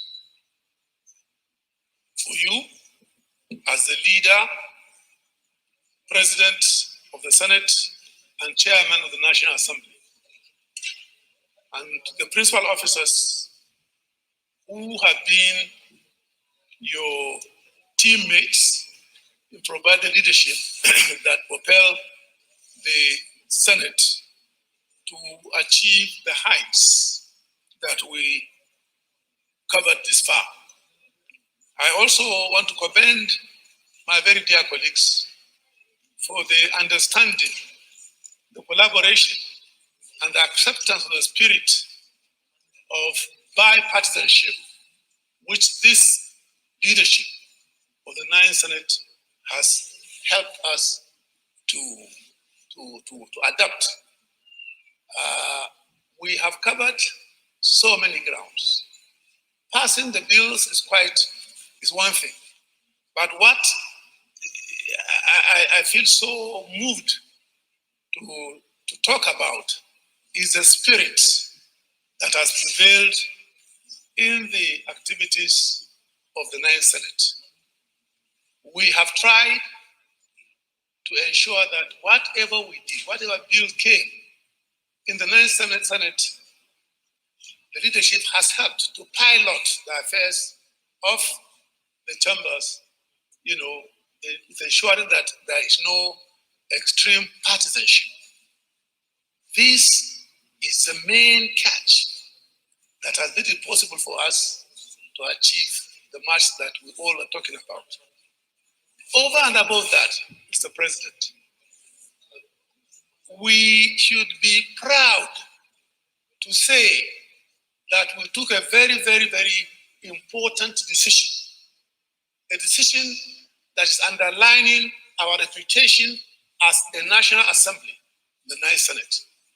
That is, we have avoided the temptation to play the gallery, meaning all the accusations about the fact that this Ninth Senate is pro-establishment. I am not ashamed to be pro-establishment, provided the greater good of the public is achieved. And this is what this Ninth Senate has been able to register this far. And I will commend the Ninth Senate, all of us, with the leadership providing the necessary push and partnership to continue in this state.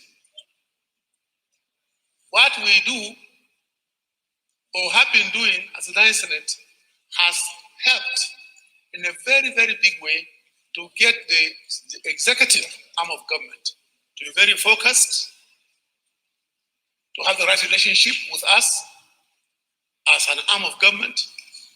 And we have displayed our knowledge of the fact that this is one of three arms of government. We are part and parcel of the government of the day, and therefore we should be commended for not, taking any posture against any other arm of government which was supposed to be co-players. I want to give very special kudos to you for the leadership you provided, and I want to urge that you continue in that state. The fact speaks for itself. If you take a look at what is happening with the budgets, we have been able to streamline the budget. We've gone to the conventional calendar for budget processing and passing. We've done it twice now.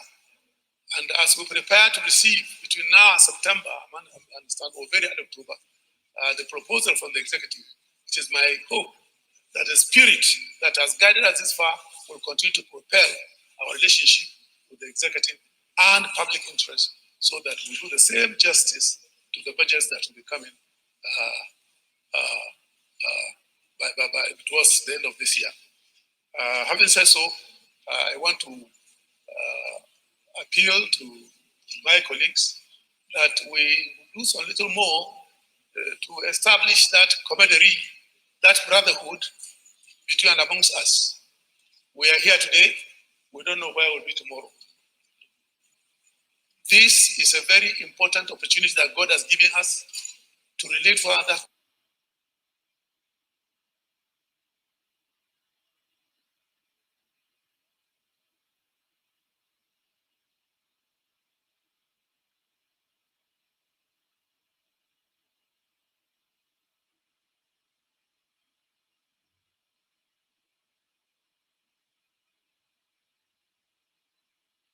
To know one another, to work together, to promote. Francis Adenipa Fadamson, whoever also is. Mr. President, for even scaling through 2 rugged years, we have to thank God. Few of us could not make it. It is not our own making that we could scale through, but it is by the grace of God. We have to congratulate you for your leadership style. At least, so far, so good. You're able to manage the two opposing sides together without any rancor. At least there was what they call relative peace during the 9th Assembly. Mr. President, I cannot continue to count all the achievements of this 9th Assembly. I will be repeating. But generally, sir, we have to, this constitutional review we are, that is in the making now, it has to give people, guarantee people peace. For now, life is so meaningless that anybody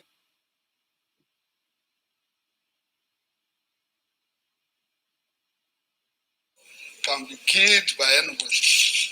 But this should be taken into consideration. That life must be made meaningful, like any other advanced country. This constitution must be able to guarantee us that. Then the remaining is power. We have been talking of power. Yet, with all the huge amount planted into this power sector within the last 2 years, we are still having some problems. Today it's below 3,000 megawatts.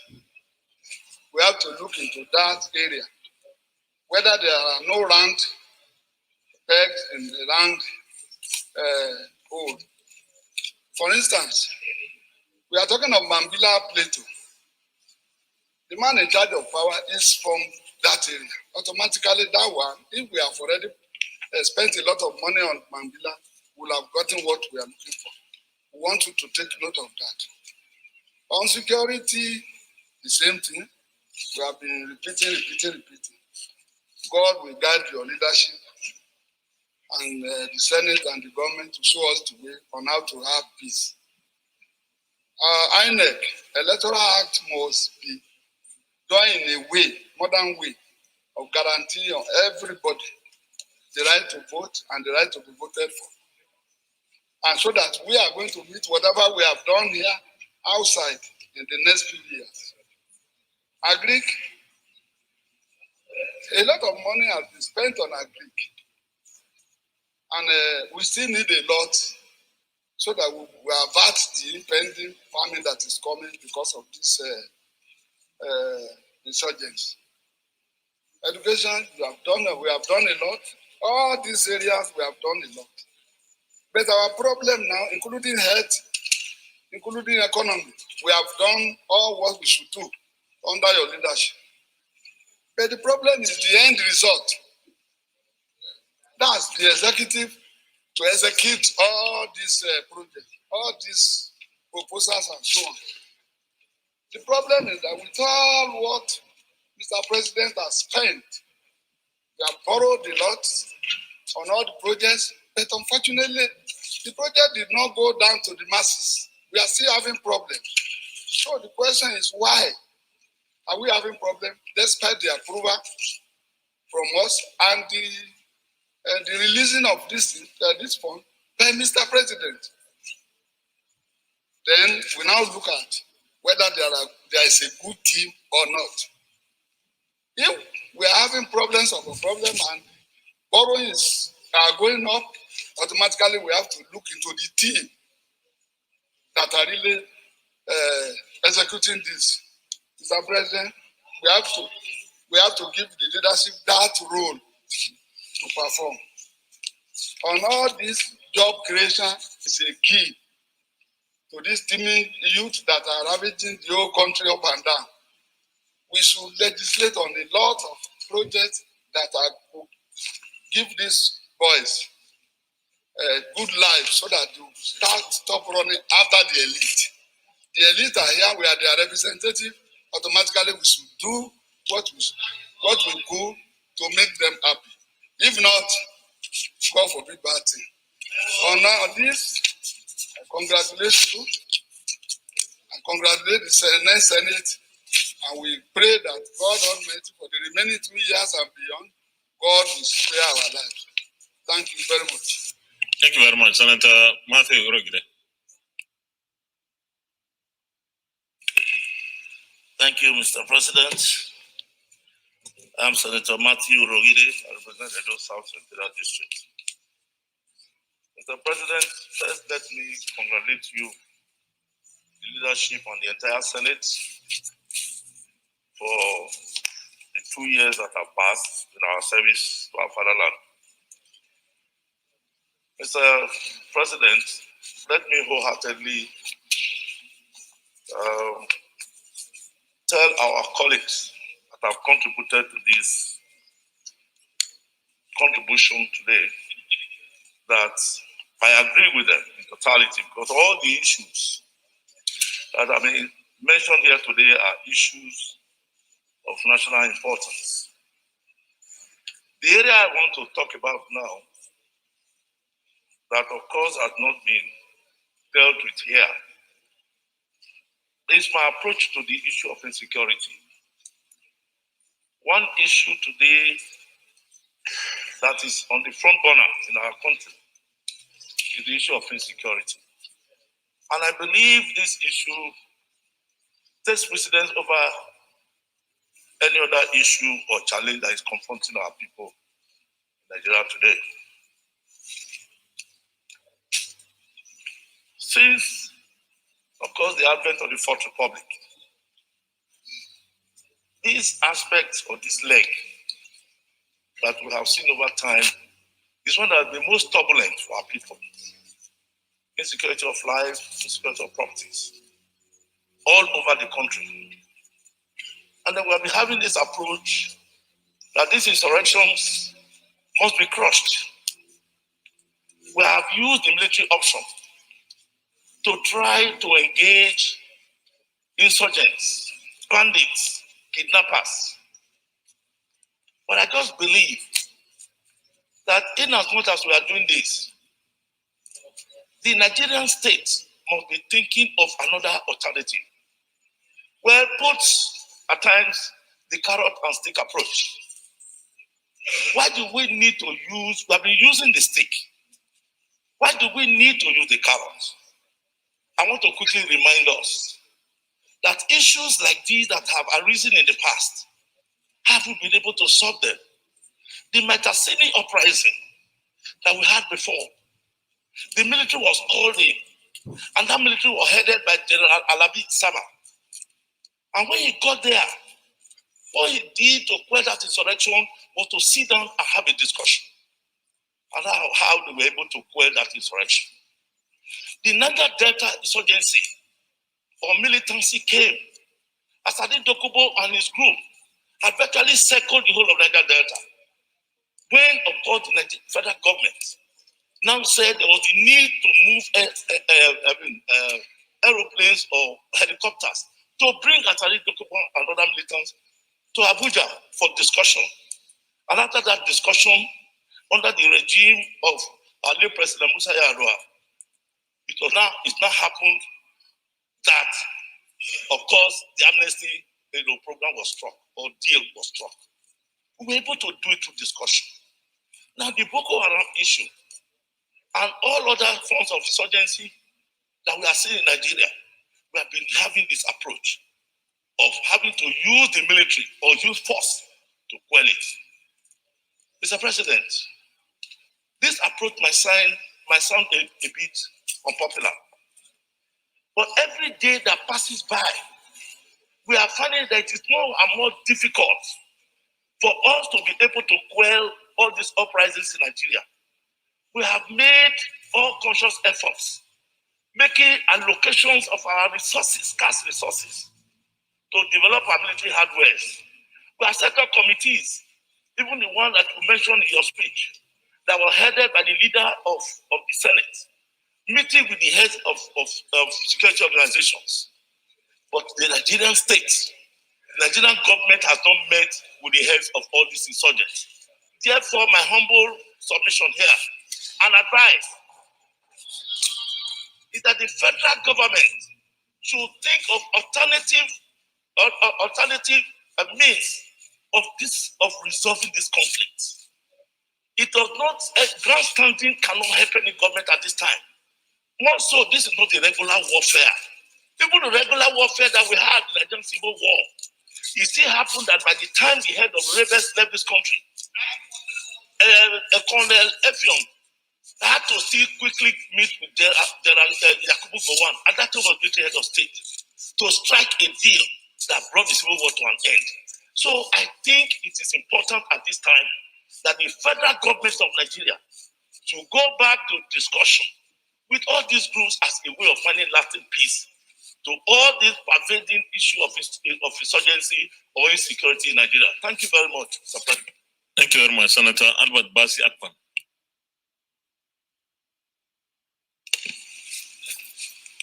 Thank you, Mr. President. My distinguished colleagues, Mr. President, Senator Albert Basi Akpan, Akwa Northeast.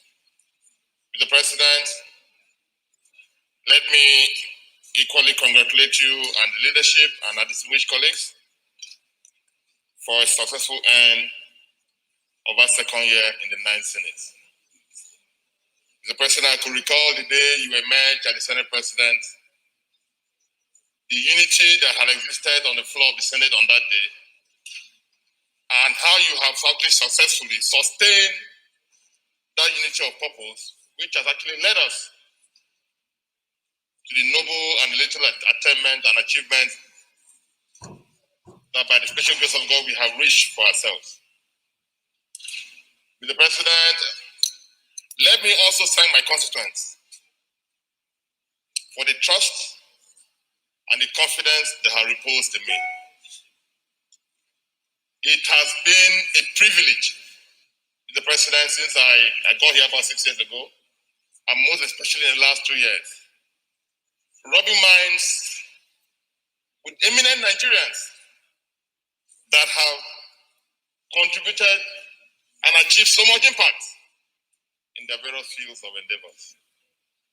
Mr. President, we should not be worried about the criticism of Nigerians. We were elected by them, and we must be held accountable. What Nigerians are looking for is good governance. And I believe we have done the best we can to ensure that we give Nigerians the good governance. Like others have actually stated, we might not be where they want us to be, but we are not also where we used to be. So a lot of progress has been made. Mr. President, I know that under your leadership, you have taken advantage of the executive and leadership collaborations to attend the much that we have attended for ourselves today. And I can say, Mr. President, under your guidance, in line with your agenda and the agenda of this 9th Assembly, that we are at the verge of passing the PIB, which has actually eluded us in the last 20 years. Mr. President, under your collaboration, Mr. President, I can also inform the Senate that just 2 weeks ago, on the basis of the expectations of the passage of the PIB, the NNPC and its partners just signed the FID for Bonga Southwest, which will attract over $10 billion of investment into this country in the next couple of months. How else can you define the achievement of our target? Mr. President, we were brought here to make laws for the good governance of this country. And I believe that on the basis of the laws that we have made, certain attainment has been reached. We came here 7 months after we were hit by the pandemic. It has not been easy. But we have weathered the storm. And today our country is better off for it. If there is any time we must approve expenditure, it is now. Because based on projection with the president, there might be another phase of recession, global recession on the basis of global inflation. So if there is any time, we must look at the MTEP that is coming to ensure that we spend. Congratulations on returning the country to January to December budget fiscal year. It has not been done. Now we can actually sit down and project on our expenditure level and what is expected to come out of such expenditure. With the president, we have done very, very well. But commendation for a job well done is more job to be done. We must look forward to the next 2 years to ensure that we stabilize this country. I still believe, Mr. President, like Senator Matthew Rugide had actually stated, we must look at other alternative ways and measures of attending stability in this country. The way you have built a house for the past 60 years, such a house needs renovations. We must sit down and talk, because it is better to judge than to war. But one thing is certain, the unity of this country can never be compromised. And we are ready to work for Nigeria, and we are ready to make progress, and at the end of the day, history will be kind to us. Thank you, Mr. President. I so submit. Thank you very much. Thank you very much, distinguished Senator Albert Basi Akpan. You are indeed a statesman. Senator Kabir Barkia. Thank you, Mr. President, distinguished colleagues. I'm Senator Njenje Kabir Barkia representing Southern Central. All thanks be to Allah, the Lord of the universe, who spare our life to see this very important day. Of course, we are now 2 years, but I can say practically, just like 1.5 years, because we had corona problem for almost 6 months. Mr. President, Mr. New colleagues, let me congratulate the leadership and also the entire colleagues, of course, for passing this through this period. Definitely, we have some achievement. We have areas we achieved something, and then we have some areas, of course, maybe the achievement I can say is very little. For example, now, in confirmation of appointments from the executive, I can say that we achieved 100%, because whenever we have any confirmation request, we definitely attend it, and it was passed. Now, if we look at the most critical area, Mr. President, and the two colleagues, this insecurity, I can say still we have problem in that area. Because I can say maybe the achievement there so far, personally to me, I can say it's just very small. Because if you look at least all the memos, the bills we passed within just 2 years for at least insecurity issues, we can see that yes, up to now we have a lot to do in that area. I could recall we invited the former IGP here and discussed a lot for the whole day, discussing for this community policy. But Mr. President, just up to now, I think for me personally, I don't know where we are. Do we achieve something there? Do we agree to have it? And when will it start? And then if we look at Mr. President, just recently we invited the new service chiefs. And of course, we discussed a lot of problems, ranging from recruitment and also maybe procurement of arms and ammunition. Now we look at that area, Mr. President, do we achieve something? Because if you look at the police, up to now we have problems of recruitment. We said, of course, we agreed last time that we are going to summon the police commission and also the IGP office to resolve that issue. Mr. President, I don't know personally whether that one has been done. And if you look at it again, the appropriation, the question was thrown here to the Chief of Defense Staff that, of course, we appropriate over getting to almost 500 billion. But if you look at only 30 billion allocated to arms and application, procurement. So, Mr. President, what the remaining 400 plus, for what? If, of course, after appropriating 500 billion, we can only just allocate 30 billion for arms and ammunition. So, to me, we didn't achieve much. I can even say we didn't achieve anything there. Because, Mr. President, we cannot stop this insecurity issue without having more recruitment in the police, in the military, and also have more procurement of arms and ammunition. So, Mr. President, we have to look at this place. And then if, for example, now we are going to have to get the whole week when we are back to look at this one and see what are the achievements. To me, the achievement, of course, maybe you can say it's little. Because you just you go like one foot and then reverse like 3 feet. Because even last week, Mr. President, I always give example of my state and also my constituency. During the Ramadan period, around over 45 people were kidnapped inside the mosque, Mr. President. So there are any achievement in the security. The budget is still there taking place. And also just last week, one of my local government in Barrow, 27 people were kidnapped just inside the local government headquarters, Mr. President. And very few of them even resisted to go there, and then they were killed. So, Mr. President, I think if you look at the Boko Haram issue, it's still there. Distinguished, you may round up, please.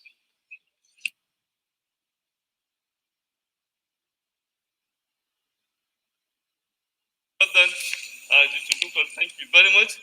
I once again congratulate the leadership and all my colleagues. Point of order, leader. Round up, please, so that leader can take point of order. Thank you, leader. Point of order. Mr. President, I rise to invoke our order 13 in order to extend the time for these deliberations. I so move. Who is going to be the leader of the minority?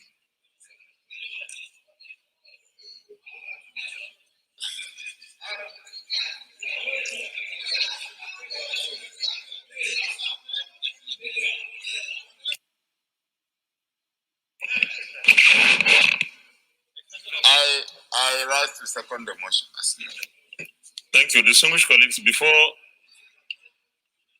I put the question, let me say that we are staying beyond our regular 2 p.m. just for us to accommodate every senator who wants to speak.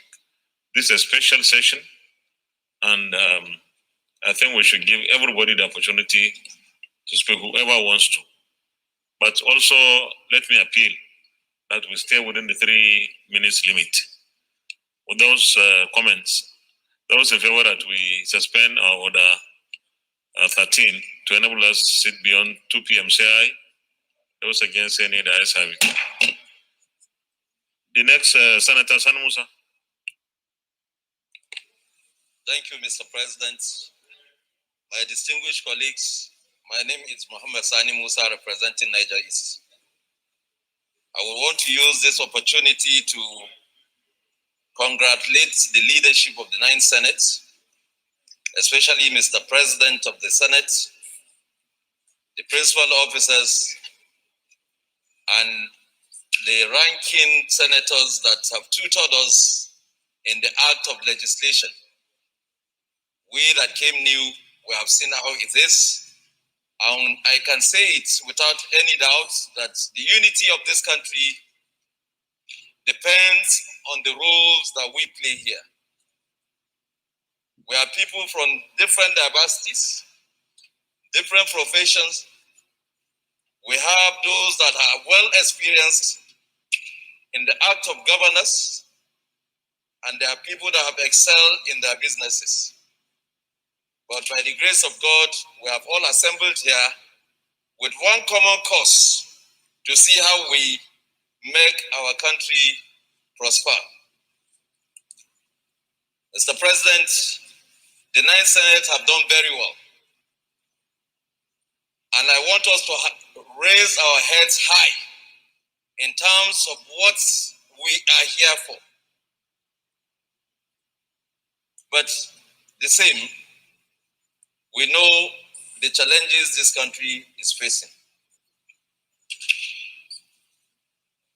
We are all leaders representing our different constituencies.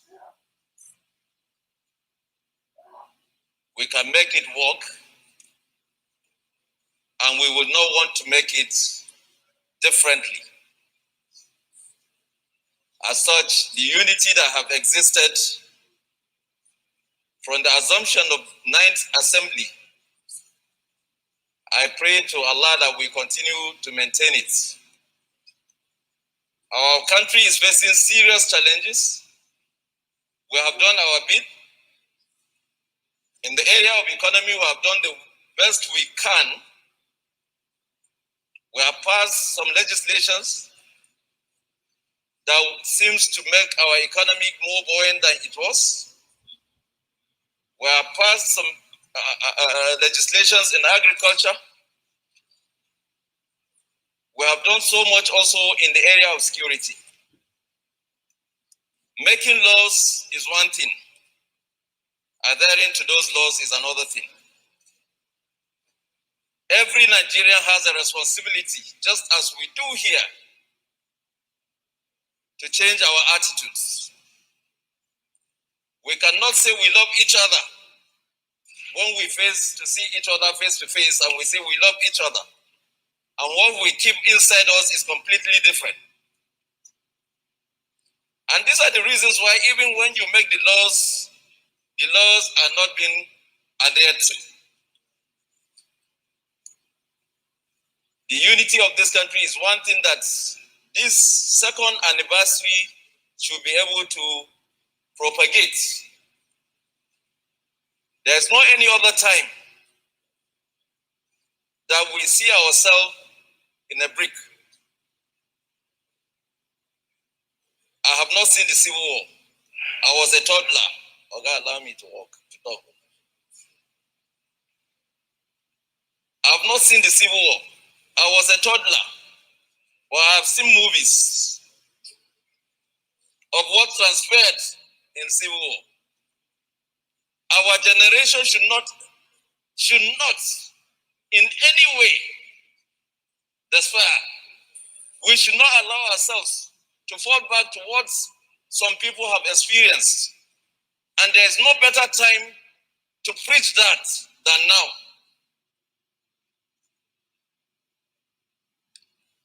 We have made it a joke when a former legislator from Jigawa State, who is also a stalwart of APC, at one national program, he said, the oil in Jigawa, the oil in Bayelsa belongs to Jigawa, and the cows, the milk in Jigawa also belongs to Bayelsa. What he means is there is supposed to be unity. We are brothers. We should learn to keep and maintain that brotherhood so that we can develop this country much better. There is no any other. The song we should round up. Other issue in this country that is more important than preaching peace. We need peace so that even the laws we are making can work. Thank you, Mr. President. Thank you very much, Senator Bima Mohamed Enagi. Thank you, Mr. President. Thank you, my highly respected, distinguished colleagues. My name is Senator Bima Mohamed Enagi. I represent the people of Niger South from Niger State. I would like to start by thanking God Almighty that made us to be here, that made us to witness today. We thank God for the unity of this country as we speak. After that, I would like to commend Mr. President, the leadership of the Senate, and indeed my colleagues for the peace and tranquility that we have enjoyed in this chamber. We have worked as brothers. We have related as one family. We have debated friendly, frankly, sincerely, and I think knowing what happened in the 8th Assembly, this nice assembly needs to be commended for the peace and tranquility that we have enjoyed for the past 2 years. And it is my prayers that the next 2 years will be better than the past 2 years.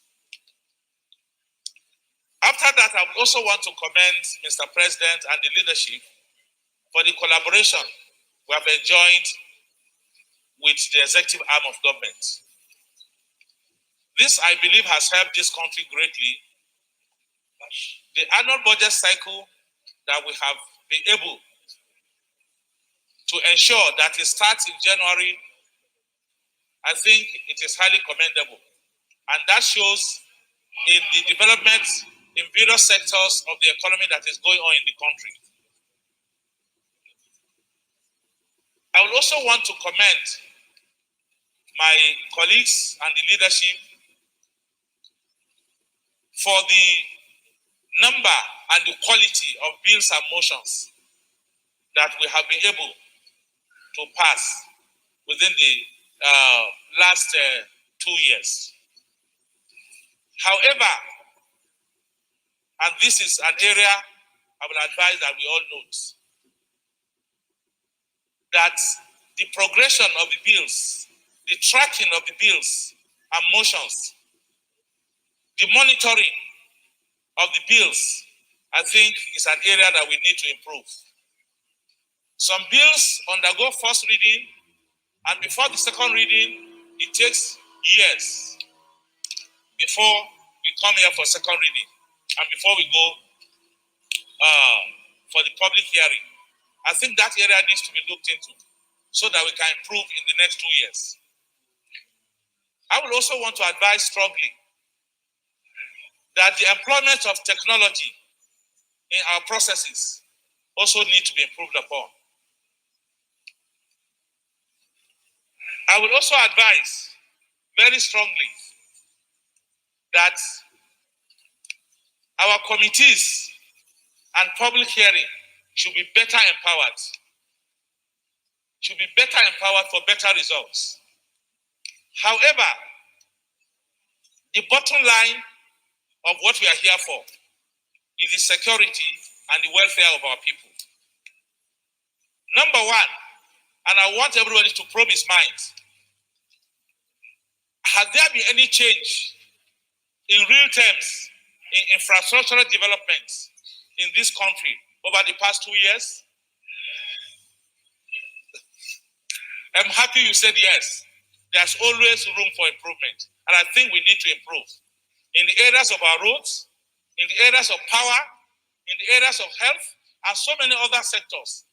We need to see that in the next 2 years will be better than the last 2 years. Finally, Mr. President, my highly respected colleagues, I would like to remind you that the second motion I moved in the chamber was about Barrow Port. Barrow Port is dear to the heart of Niger State people. Barrow Port is very important to the economy of Nigeria. Barrow Port is very important to northern Nigeria. I would like to call on the leadership to see how they can collaborate with the executive so that we realize that before the next 2 years, Barrow Port becomes functional. Over 40 billion naira has been spent on Barrow Port, and Barrow Port is lying waste. We need to see what can be done about Barrow Port. With this, finally, I would like to commend the leadership. I would like to commend my colleagues. For the past 2 years, I believe we have done fairly well. We can do better, and I do pray to Almighty Allah for us to witness the next 2 years and to do better than we have done in the last 2 years. Thank you very much. Distinguished Senator Oriolowo Aderele Adeni. Thank you, Mr. President. I want to equally congratulate Mr. President and the leadership of this 9th Senate Assembly. I want to congratulate all my colleagues here present. As one of my distinguished and learned colleagues will say, I want to adopt all that has been said so far. However, there is one achievement that I want us to emphasize here, because legislature defines presence or absence of democracy in any government. All other governments, we have both executive and judiciary, but it's only legislative that defines whether a government is democratic or not. So far, I want to congratulate the country called Nigeria through Mr. Senate President, because why we are able to sit down today is because we are able to work harmoniously with the executive. And if we have not been doing that, I know that with the challenges that have befell the country in terms of pandemics and this insurgency up and down, something must have happened. Maybe we will have forgotten that we have democracy in this country. So I want to congratulate the leadership and Mr. President for this. And I want us to continue with this spirit of cordiality with the executive. Whatever it has caused us to do this, many people may be thinking that, okay, these are rubber stamp assembly, but it is not. This is what is keeping the country going. I want to congratulate you once more and say that we should consciously pursue the relationship between the legislature and the other two arms of government. Thank you very much. Thank you, Senator Bala Ibn Allah. Thank you very much. That's not your seat. Senator Balai Nala, go ahead. Thank you very much, Mr. President, and my distinguished colleagues. Like Senator Adetumbi has said, virtually everything that needs to be said about our 2 years in this Senate has been said by my colleagues. But I think it's important for us to understand the fact that the 9th Senate came into existence on a very huge expectation by Nigerians. And the barometer for measuring our performance was recalibrated by the public. So what that means is that, yes, we have done possibly what we can call our best, but that barometer, because it's so high, may not necessarily measure with the expectations of Nigerians as far as our performance is concerned. But what is important is the fact that if there is any time that this country is desirous of leadership and accountability from elected officials, it is now. It therefore means that public and elected members of parliament and appointees of government must be extremely careful over their utterances. Some of the utterances coming from the mouth of our elected officials, more especially governors, has not been too helpful to our corporate existence as a country. And I think this is the time for us to advise that public and elected officials must be extremely careful over their utterances. Mr. President and my colleagues, yes, we have told the part of leadership, we have exercised the necessary restraint to assist in the direction of governance of this country. But we must equally accept the fact that some challenges we never anticipated as elected officials reared their head during these 2 years of our existence as a Senate. It is our ability to look at these challenges and face them squarely that is demanded of us at this critical time of our democratic journey in this country. In order to achieve that, I must again say that all elected and appointed public officers must exercise restraint over their utterances in public. You cannot, for political expedience, continue to say things you do not have authority to say, or you do not have the power to arrest the consequences of what you have said, what you are saying to the public. So with these few remarks, it is my hope that this message will leave the four corners of this chamber and get to those that I'm appealing to, who are occupying positions of authority in this country, to look at the country and place it first before themselves in their conduct and utterances. Thank you very much. Thank you very much. Senator Ibrahim Gobir and then Senator Surajuddin Ajibola. Thank you very much, Your Excellency, distinguished colleagues. I want to seize this opportunity to thank you for inviting me to talk and also share my views. If you look at 2 years, for sure, we have done quite enough to be celebrated.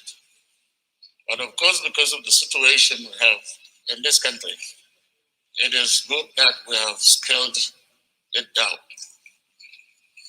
There is nothing more important in the bills we have passed than the bill on production sharing contracts.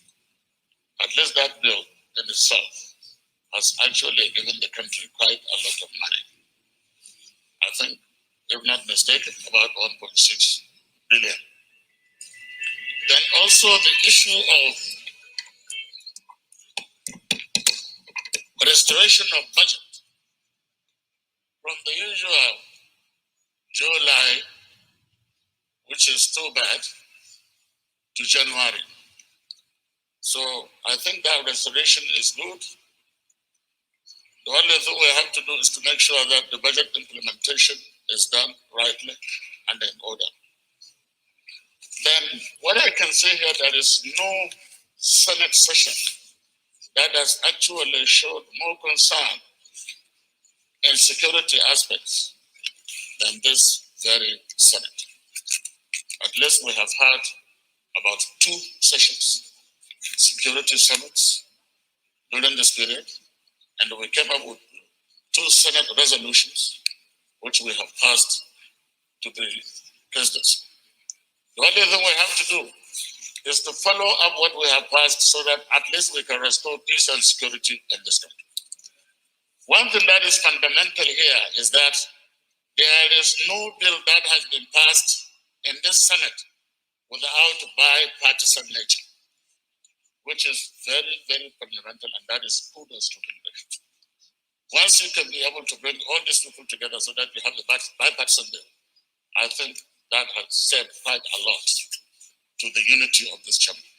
So, Mr. President, I want to use this opportunity to congratulate you and the entire leadership, and then the senators themselves, for a job well done.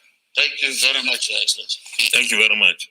Senator Surajuddin Ajibola Bashiru. Thank you, Mr. President. Distinguished senators of the Federal Republic, I'm Dr. Surajuddin Ajibola Bashiru. I represent Osun Central Senatorial District. First and foremost, I thank Almighty Allah for making it possible for us to be here today to celebrate 2 years of our legislative activity. It's not by our might, but by the grace of Almighty God. Secondly, I also express congratulations to the leadership of the Nigerian Senate, from the President and our leaders, and the ranking legislators. And I will say that my own difficulty has always been when you are asked to make a self-assessment. There is also the tendency that you will be deemed to be biased either in your favor. But in order to have objective parameter for assessment, I think we have to look at what are our constitutional duties and responsibilities under the Constitution. And these are 3. 1, to make law for the good governance of our society by Section 4 of the Constitution. The second is oversight function to expose inefficiency and corruption in public expenditure.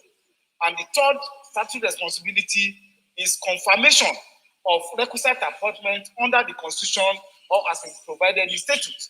These are the 3 parameters that objectively we can use to assess ourselves without any bias.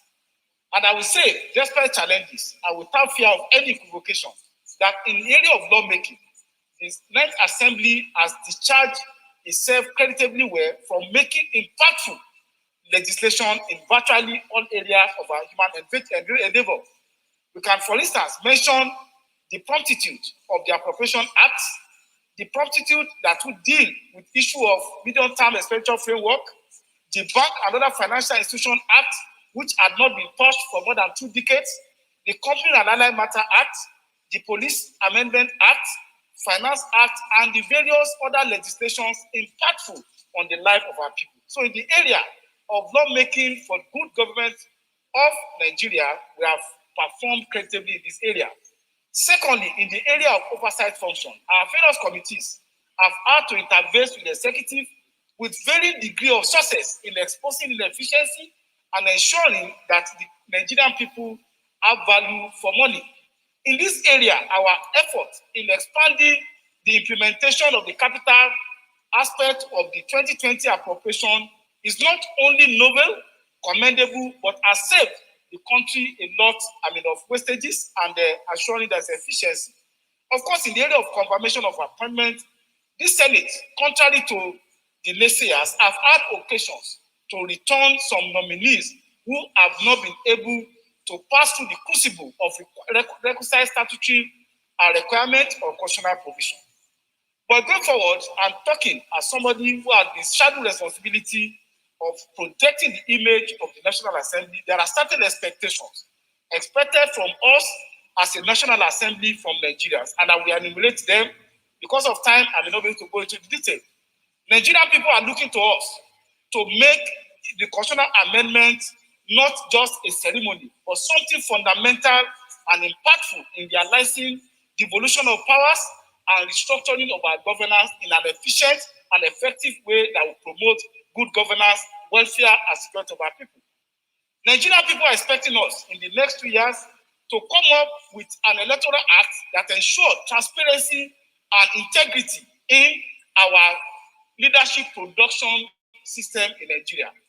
The petroleum industry bill is a subject matter that we have been inundated with requirements on how do we make our oil and gas sector efficient, particularly in view of the terminal nature of that sector. In the area of economy, we are tasked as National Assembly to support efforts, legislations, and activities that will ensure our teeming youth are get gainfully employed, our productive sector become really productive. In the area of security, this is the area where we need to deal with public perception, not only of the legislative arm, on the executive arm. And I want to say, with all sense of responsibility, that we need to do more than passing the buck to the executive. We have a recommendation of our own committee. I want to task us to come up with a committee that will look at practical implementation of that report. There are legislative activity that could be done. There are appropriation activity that could be done. We need to do this. Then fundamentally, Nigerians are asking questions about the size of our government. Under the 2021 Appropriation Act of 13.8 trillion budget, 5.9 trillion is going to recurrent expenditure. This is not good in terms of making allowances and provision to do real infrastructure, reproductive activity for the future of our country. All said and done, I believe that in the next 2 years, this will serve as barometer for us to know whether we are really doing what we are expected to do by those who have given us the mandate to represent them in this annual chamber. Once again, I congratulate all of us, and I pray we have the courage and the conviction to continue to live up to the expectation of the Nigerian people. Thank you, Mr. President. Thank you. Distinguished Senator Geshambasi.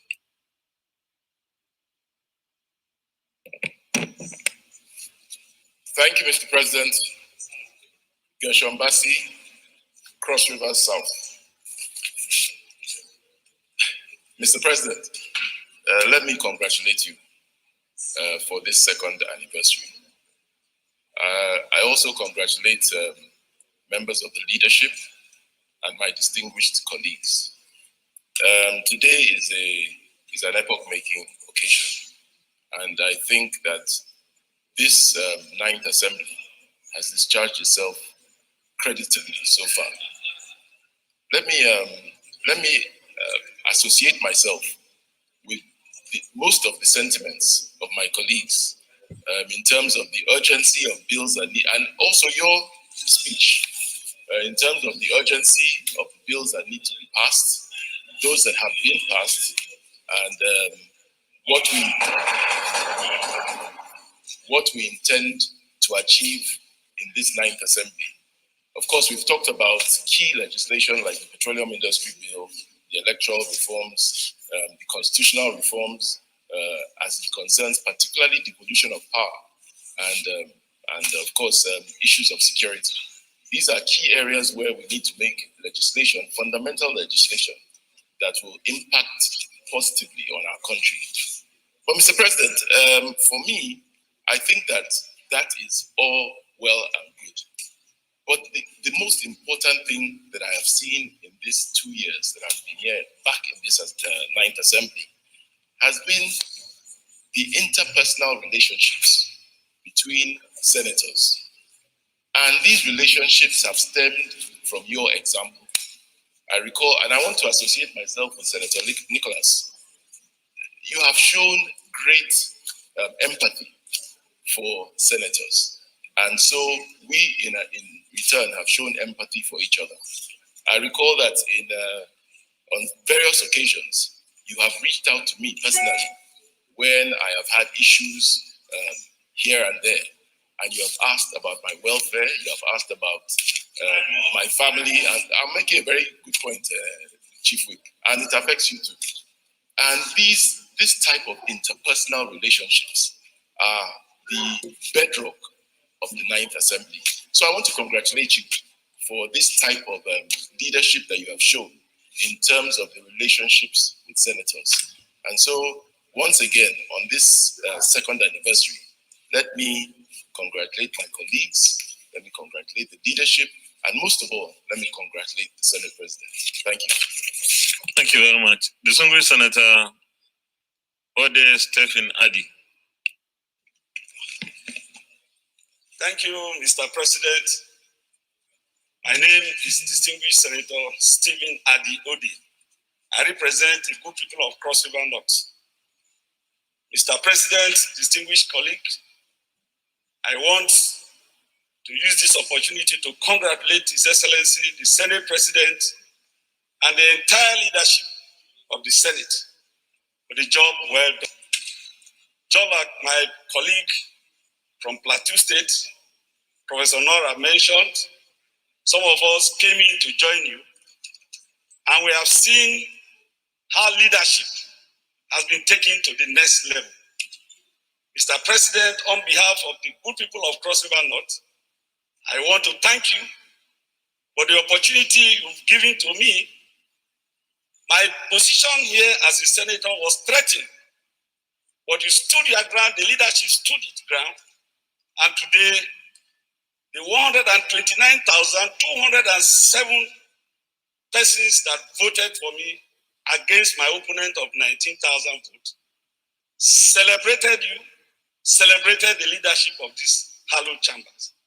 Mr. President, we want to say that our support down Cross River North to the entire country and to the entire leadership of this Senate will continue to stand. We want to assure you that at any point in time, we will stand by you, we will stand by the leadership so that we can move this country to the next level. You recall that before now, the bad situation of our roads, emotion was moved, and today we are following to the next level. The Safe School Initiative, the motion I sponsored, received overwhelming support across the country. If you have not given us this opportunity, we will not be able to bring what we have before us. Mr. President, you are a role model. The leadership of the Senate stood. Distinguished Senator Stephen Ode Addy. I think we all stand by the people. We appreciate that kind of support, but we all stand by the people, and I understand where you are coming from, particularly your issue on the road. I'm sure it's an opportunity for you to talk to our colleagues what you think this Senate should do. But I want you to remain focused on reviewing our 2 years as an assembly and what we need to do to improve on our performance. You can continue. In fact, you have an additional minute because I've taken away. Thank you, Mr. President. You recall I participated in some of the committee's assignments, and the Senate done very well. We must commend ourselves. The Nigerian populace are out to see the laws that will come out of the National Assembly. Like the Procurement Act that was passed by this Senate has gone a long way. The confirmation of appointment in respect to the nomination of nominees from the President of the Federal Republic of Nigeria was expeditiously handled. These are all achievements that we are seeing at the 9th Senate. So we commend you and we commend the leadership. Thank you, Mr. President, for Thank you very much. Senator Clifford Odia and then Senator Francis Bezim. That will be the final. Thank you. Thank you very much, Mr. President, my very distinguished colleagues. I'm Senator Clifford Akimemona Odia, represent Edo Central Senatorial District. Mr. President, let me begin by thanking you and the principal officers and indeed my colleagues for the job well done in the past 2 years. Mr. President, you have shown capacity in all circumstances, and I believe you have been able to, in the past 2 years, unite the Senate to speak with one voice at all times. This is a remarkable achievement. Even if we have differences on some issues, we have always been able, in consultation with the leadership of this Senate, to solve all these issues. We as the Senate has done extremely very well, given the prevailing conditions, associated with our work. My colleagues have spoken so well about all that we have achieved, and I want to associate myself with some of these, with all the comments made by my colleagues. But one thing is important, Mr. President, is that the only issue that is a burning one now has a lot to do with the national security. And this is a thing that has tended to undermine all the achievements we have made so far in the past 2 years. And I think all efforts should be geared towards making sure that we work very closely, more than ever before, with the executive arm of government, now to bring these security issues, to the barest minimum, so that our people can go about their normal duties without harassment or, at all times.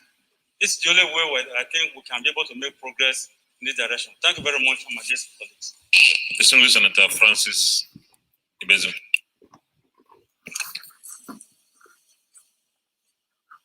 Frank Ibezim, representing Imo North Senatorial District. Thank you, Mr. President, and the entire leadership of this great Senate. The truth is that for the past 2 years, it's been a tumultuous 2 years, faced with pandemic, faced with hunger, youthful restiveness. Mr. President, you have been able to hold this Senate together.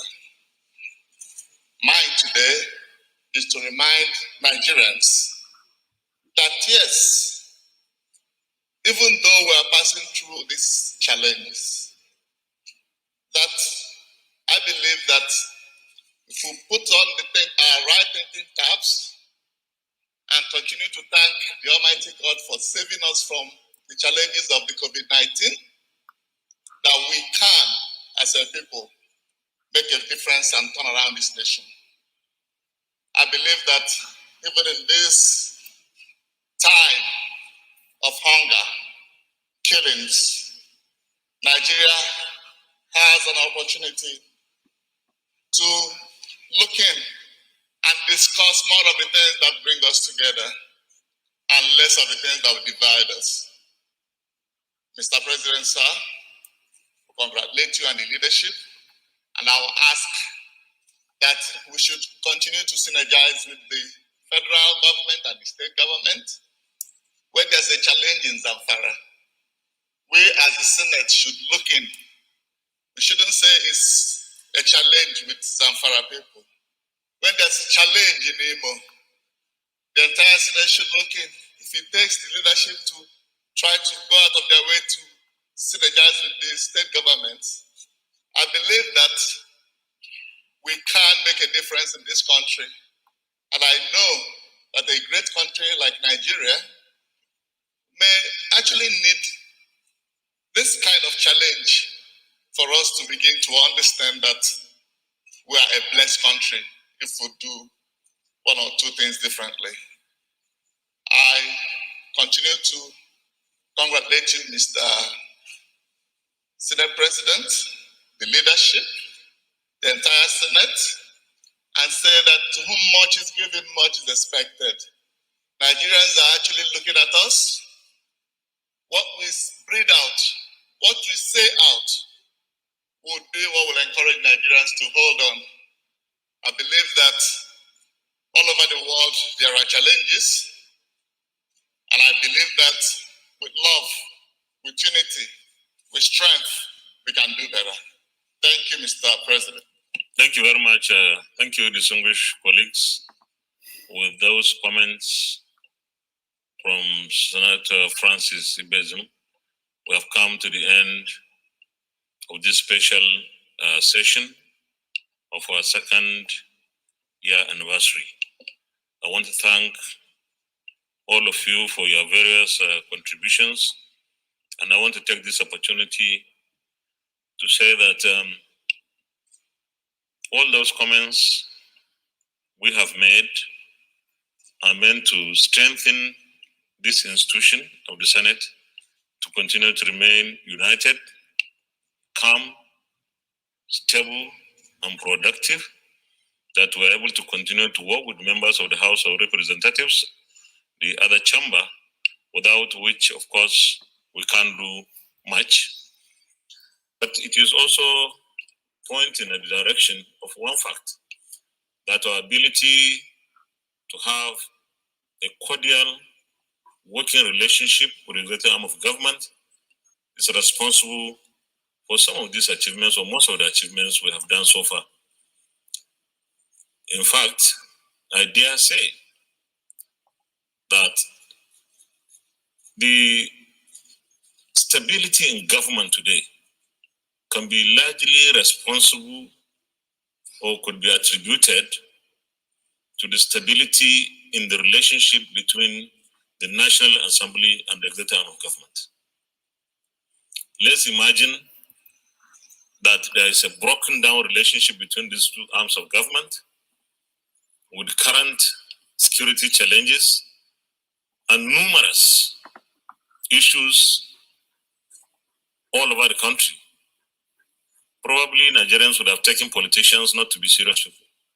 But the people are at the center of everything we do here. There is a very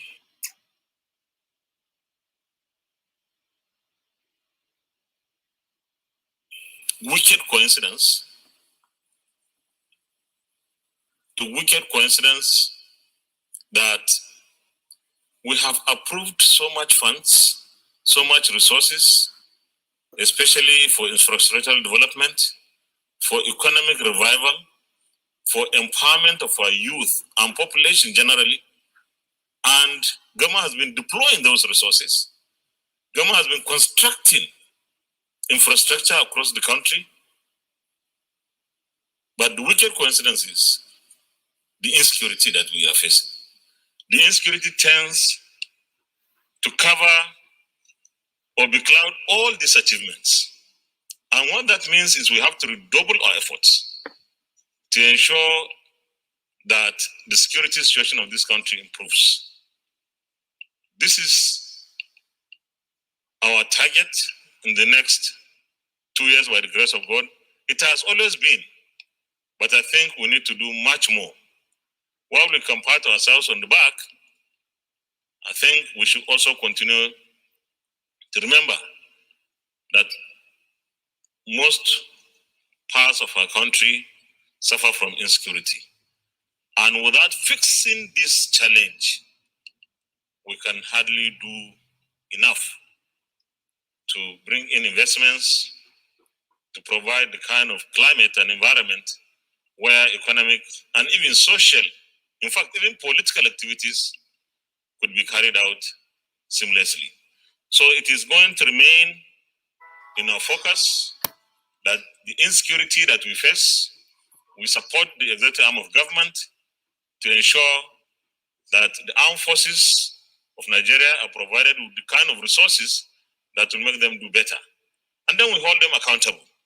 That the other security agencies are also supported so that they are also able to complement the efforts of the armed forces.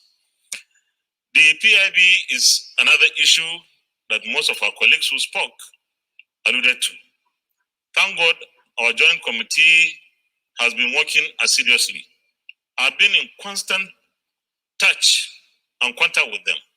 In fact, throughout the time we would have recess, that ad hoc committee never had a recess. Right now, they're in a hotel somewhere putting up the report together. And they have informed me that the report will be ready when the Senate will convene.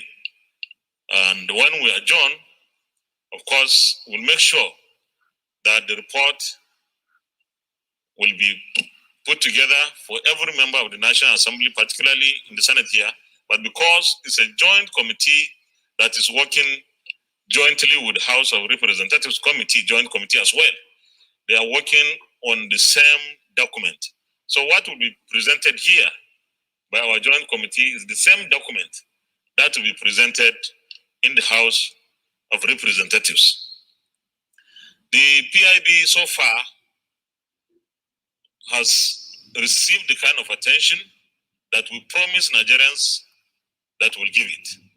And we thank God we have been able to do so much, learning from our mistakes of the past. So we, by the grace of God, will consider the PIB sometimes within this month of June. The Electoral Act amendment, this is one legislation that every Nigerian is asking for. Our committee on INEC, jointly with the committee of the House on INEC or electoral matters, have almost finished their work on the report, and we also will take the report within this period before we go on our summer recess in July. The Constitution Amendment Review Committee, headed by the Deputy President of the Senate, I want to congratulate you for having very successful zonal and national public hearings. Nigerians expect a lot from this exercise. We promise Nigerians we are going to work selflessly. We have no predetermined or preconceived views or opinions or positions on these issues. We only consider issues Nigerians feel very strongly about. However, I always continue to advise that for the National Assembly and the State Houses of Assembly to find it easier to do the constitutional review, Nigerians should work across board and across geopolitical or regional divides to build consensus, because that makes it much, much easier. It's not in the amount of shouting that an individual can do, because this is democracy. And in democracy, number counts.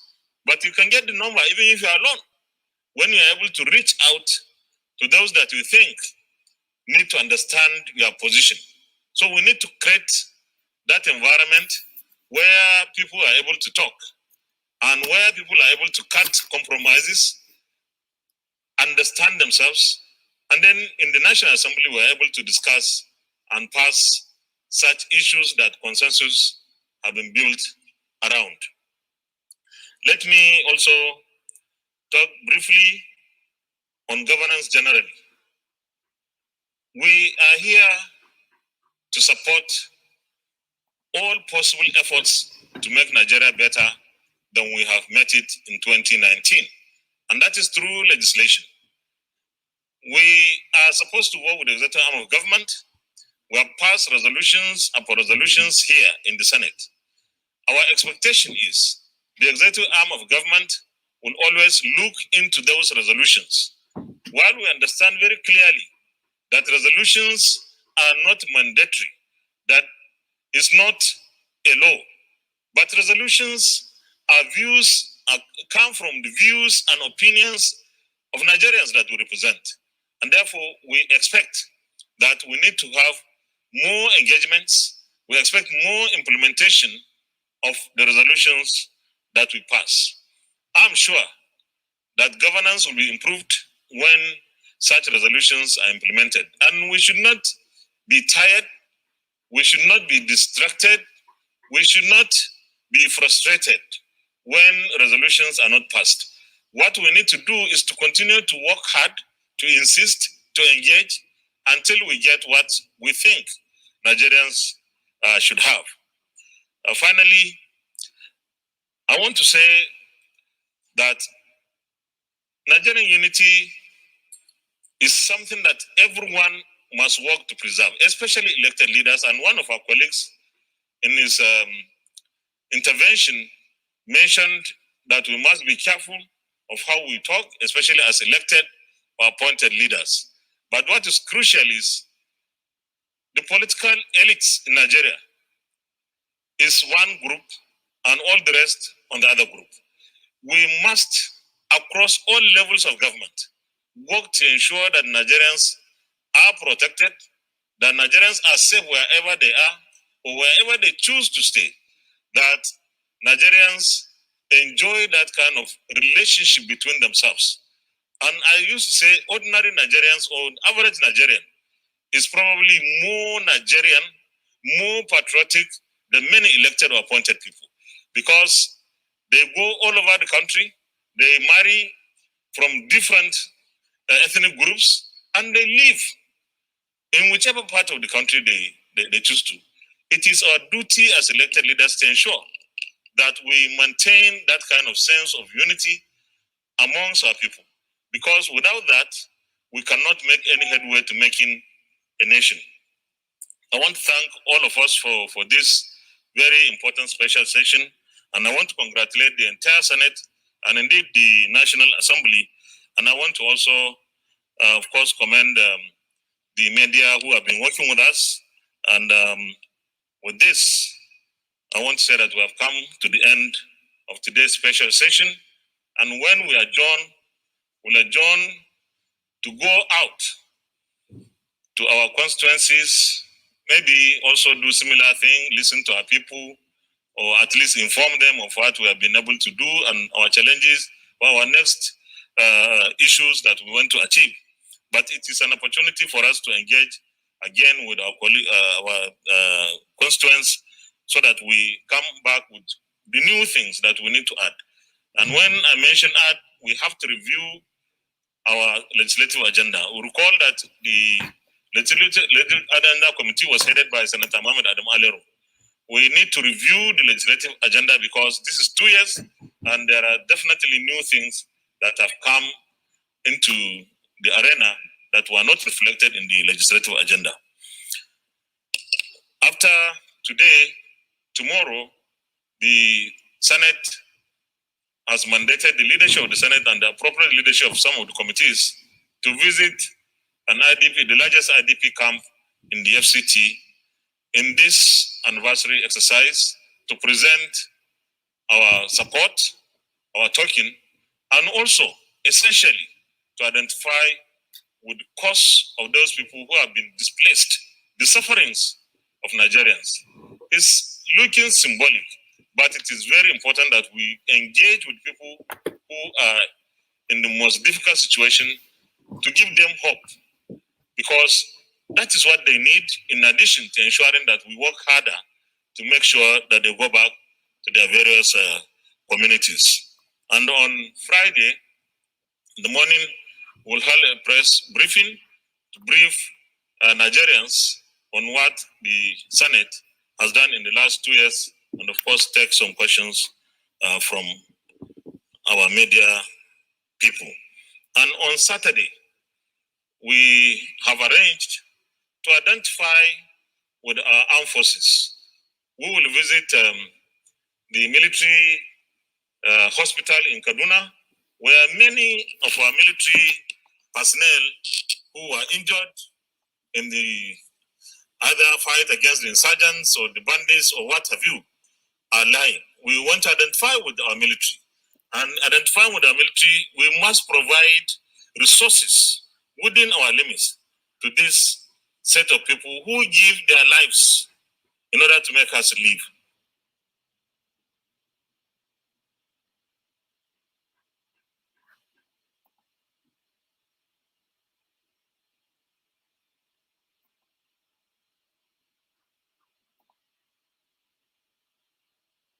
to keep this country safe, to keep Nigeria one, and it is up to the Senate. Mr. President, having concluded this debate in today's session, I rise to move a motion for the adjournment of the Senate to Tuesday, 22nd June 2020. I so move.